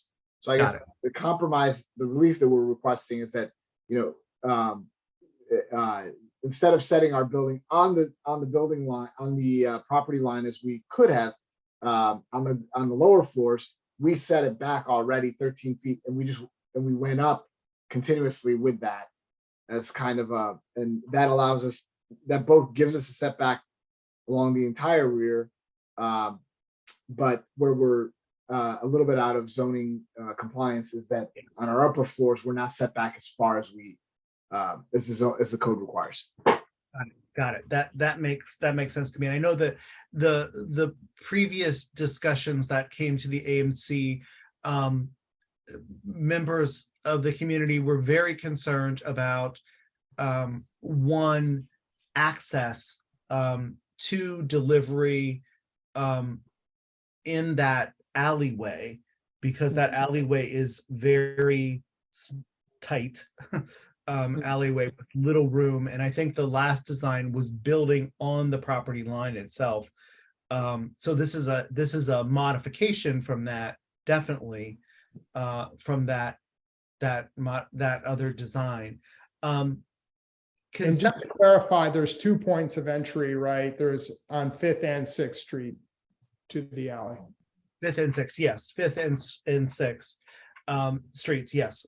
And yes, that is correct. And the parking garage from the 6th Street Flats building, which is a residential building, kind of diagonalish from this a little bit is right there on the corner of their building on the alleyway. So that's just something to have awareness about in this process.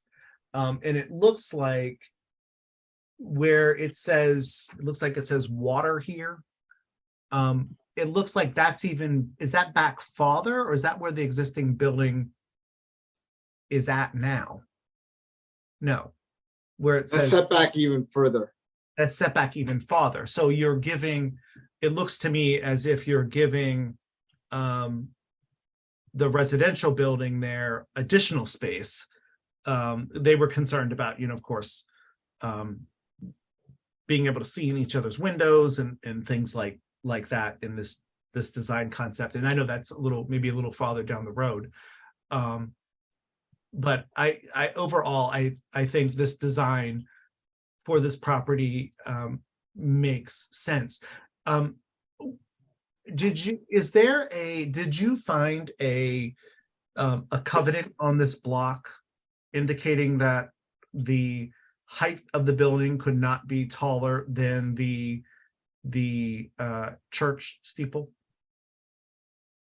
We did not find that covenant. We are working with Holland and Knight, worked on in this block before, and working, we have a partnership with the property owners and spoke to the adjacent property owners. So this hasn't come up before. So this is the first time I'm hearing it. And got it.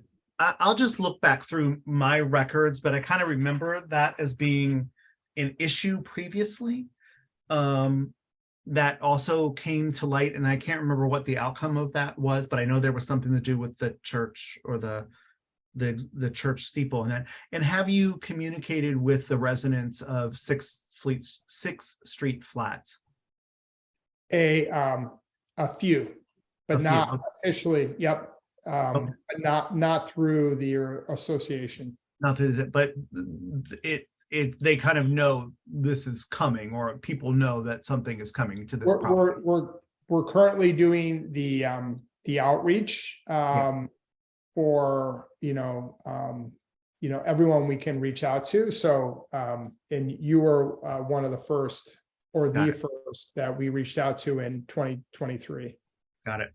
So I will definitely put you in contact with the folks at 6th Street Flats, so that you can have contact there as well. Commissioners, do you have questions, concerns, or anything? This is going to be a concrete building, or is it going to be steel? Currently designed, yes. Currently designed as concrete, actually, which we went from spanning from wood to steel to concrete, and we priced it with Siegel GCS, who's our GC partner on this and other projects. And so we've actually done a deep dive, and we're right now we're comfortable with concrete. But as you know, prices change. And so we price steel and concrete. So it's concrete right now, to answer your question. Mm-hmm. And just one elevator bay, is that correct? One elevator bay to serve 47 units. If the project got bigger, we might put in, we might look at maybe adding one, but we have enough with one elevator to add more units too. Okay. And then the steel staircases will remain where they are right now? No, these are all brand new. I think are you talking about on the front? Yes, on the front, right. Oh, the stoops and the step ups. Yeah, the raw iron, those will all stay. They have to be restored, actually. Okay. Awesome. Any community comments regarding this property?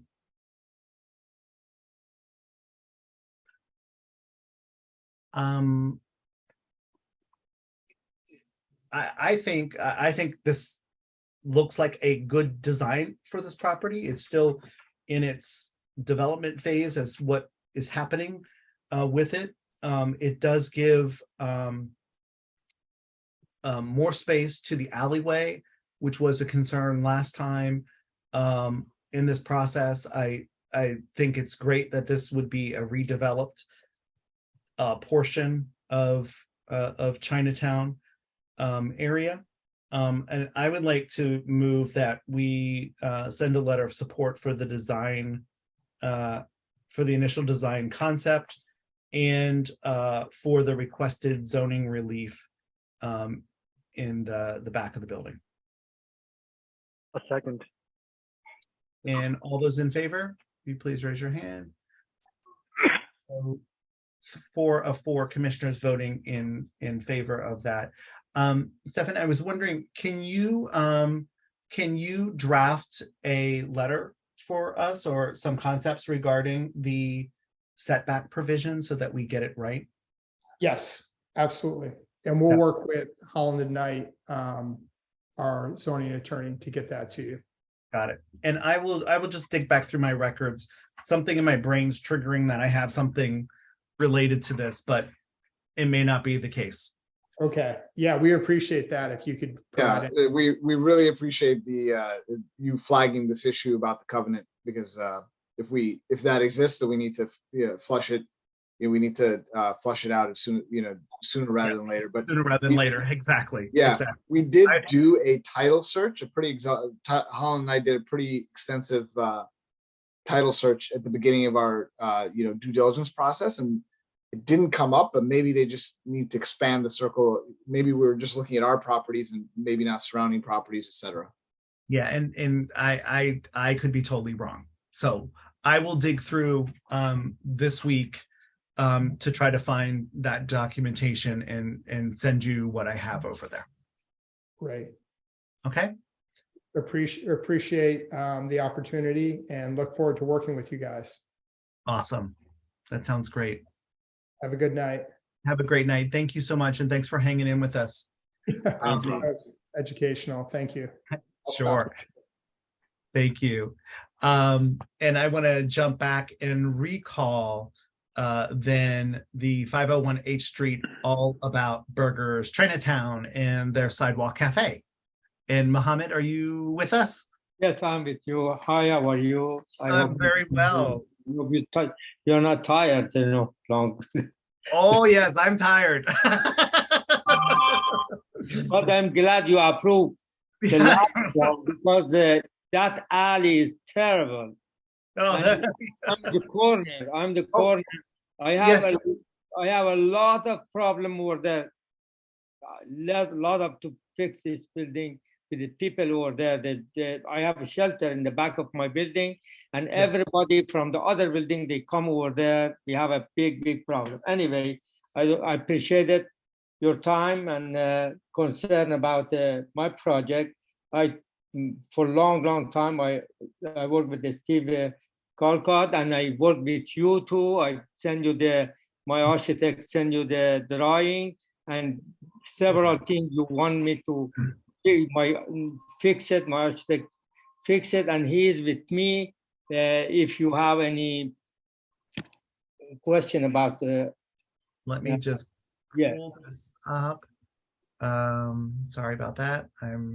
Have lost my copy here. Here it is. All right. Let me just sorry about that. Oops. I totally misplaced my copy here. Just give me 1 second. To pull it up, but you're looking to do a sidewalk cafe. Yes. Mm-hmm. Okay, here we go.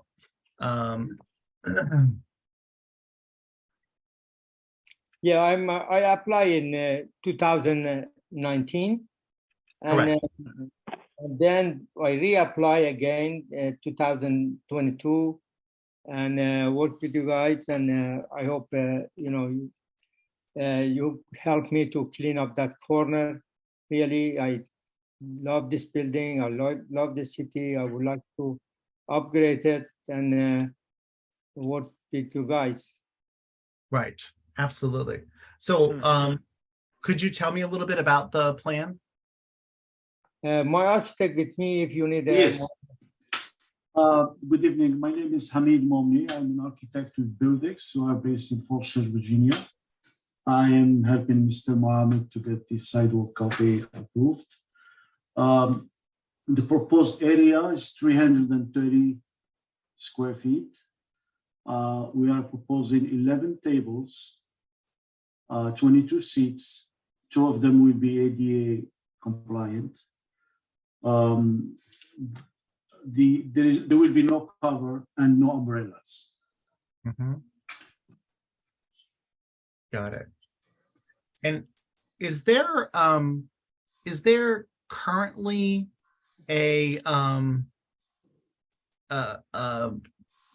metal structure along here, a screen? No, we had it before. We had to remove it when we went through the process of reviewing this project.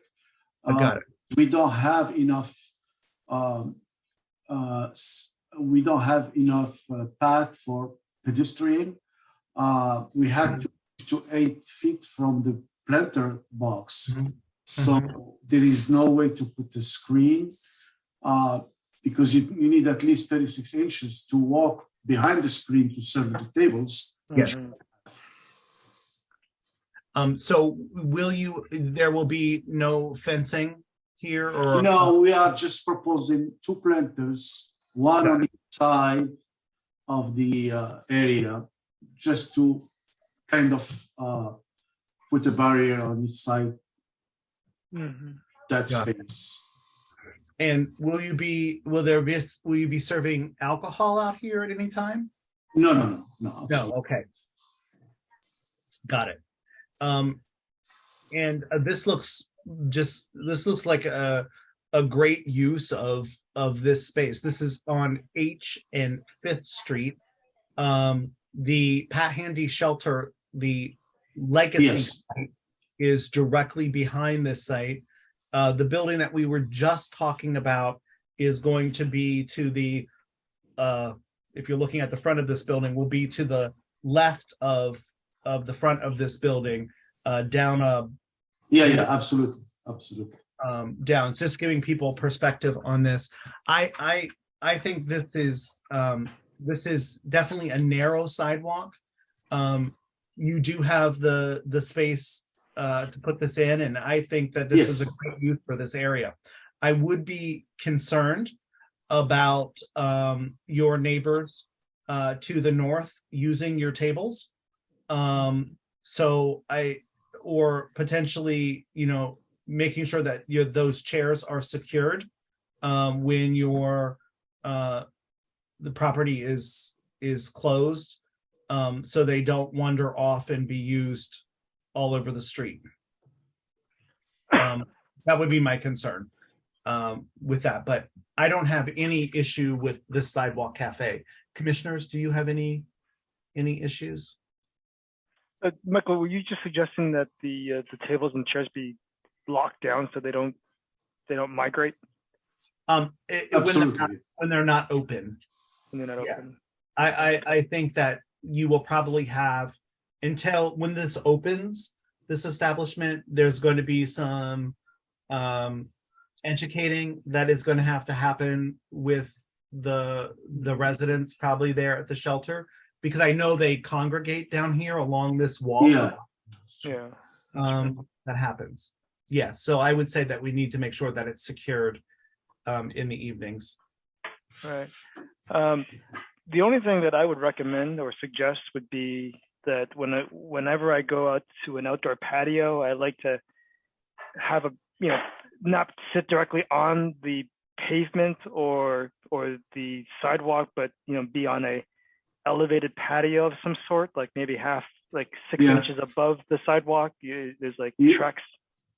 Well, the problem with that, sir, is this is an ADA accessible sidewalk cafe. If we raise it up by 6 inches, we have to build a ramp, and there is no way to do it.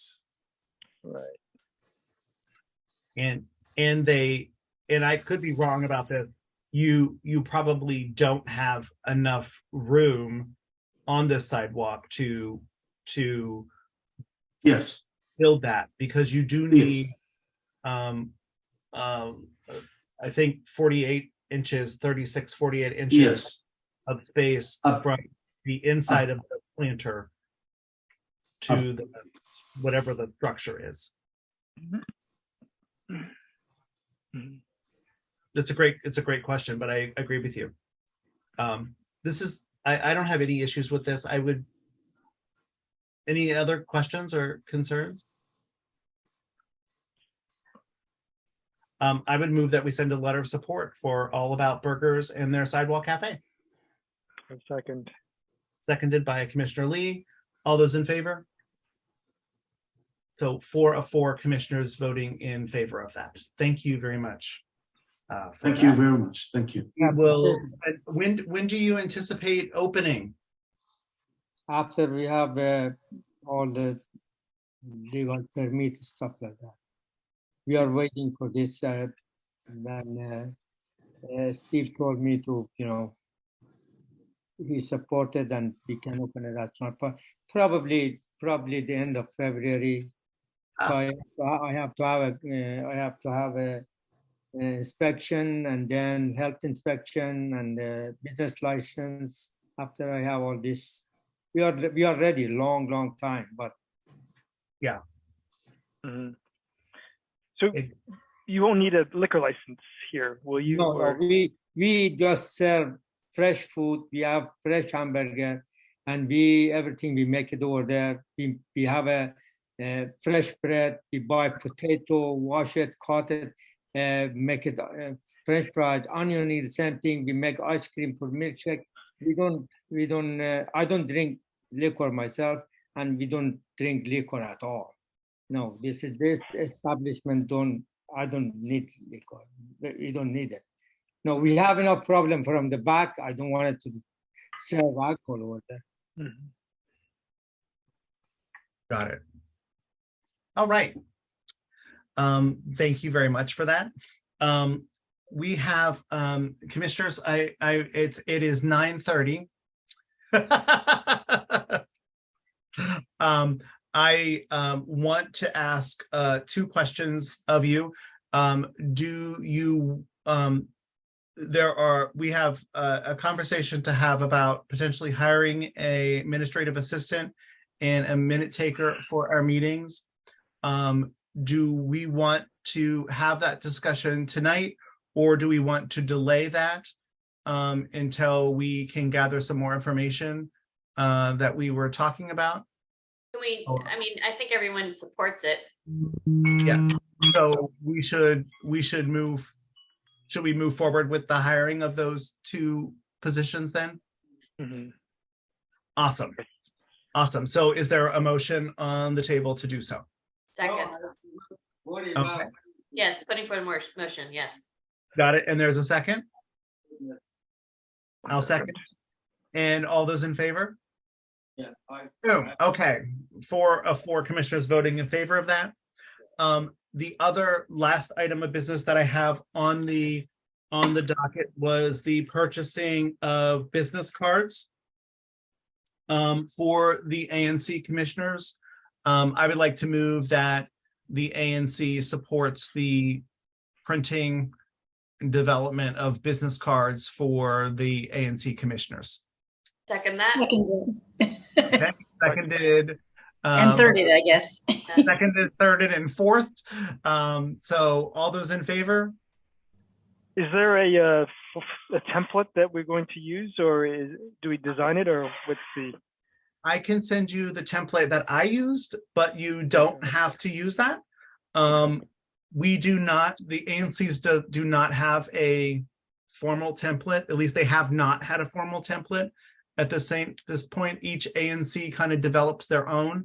Some of them look like, designed business cards, like they're colored and, whatever, kind of design. I have one that looks more government-y than not, but I can share those with you, and we can get those printed easily. Okay, thank you. quickly for you. Thank you. Can we, And yes, just two other things, hiring a coder, maybe $1,000 or so to redo the website? yes, we do have that in the budget to do that. Okay. We do have to make a public notice about it, that we're interested in doing that and collect Bids. bids or resumes Okay. for that and come back. Do you want to take that lead? I can, yeah, and then at the next meeting, we can decide on who to hire. That sounds delightful to me. Great. Awesome. And do we have to vote on the after hours construction permits? Oh, after hours construction permits. So you have a construction permit that is coming up at There are two. there are two. The one at 11 20th Street, and then the one right here at 13th and L for Got Lincoln it. Property Company. Got it. What I normally do in these situations is that I would assess if there are property owners around those establishments. So the Lincoln property sounds like there is residential related to that. And what are they looking for, interior only or exterior, or? I think I couldn't tell exactly. Okay. What I can do is, do you want me to, we don't have to vote on it as a commission. We don't. Okay. You do not have to vote on it as a commission. You, as the commissioner, can issue that letter.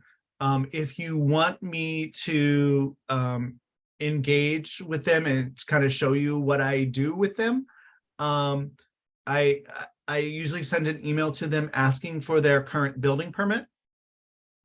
And if it is, what type of work they're doing, if it's interior or exterior. If it's exterior and they're within,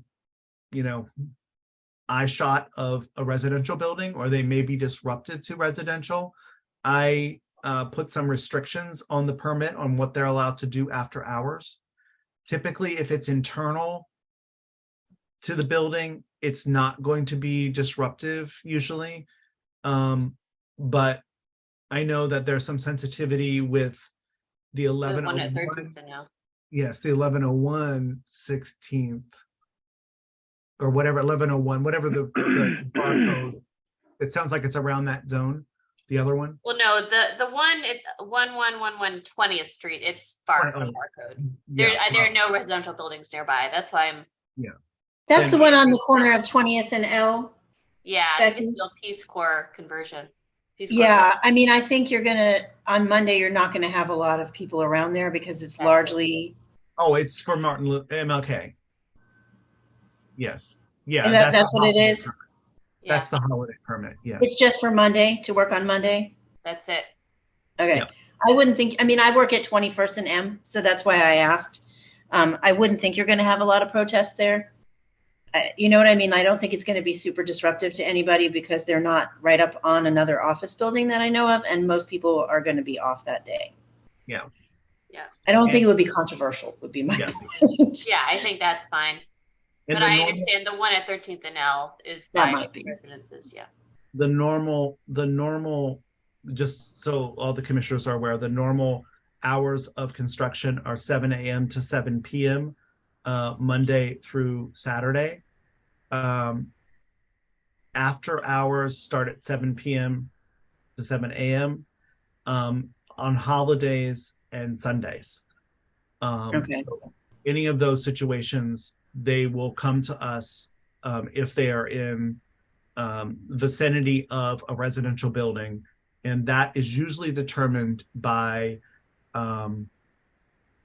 Department of Buildings. I can no longer say DCRA, Department of Buildings, and they usually direct them to the commissioner for that.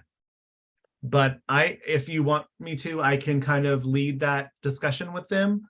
Yeah. And give you kind of some guidance on what I do with it. And I'll send you, I promised you I'd send you all copies of my letter that I usually send out so you can see them and adjust as you will. Okay, great questions. Awesome. Is there a motion to adjourn the meeting? Thomas is moving to adjourn the meeting. Mhm.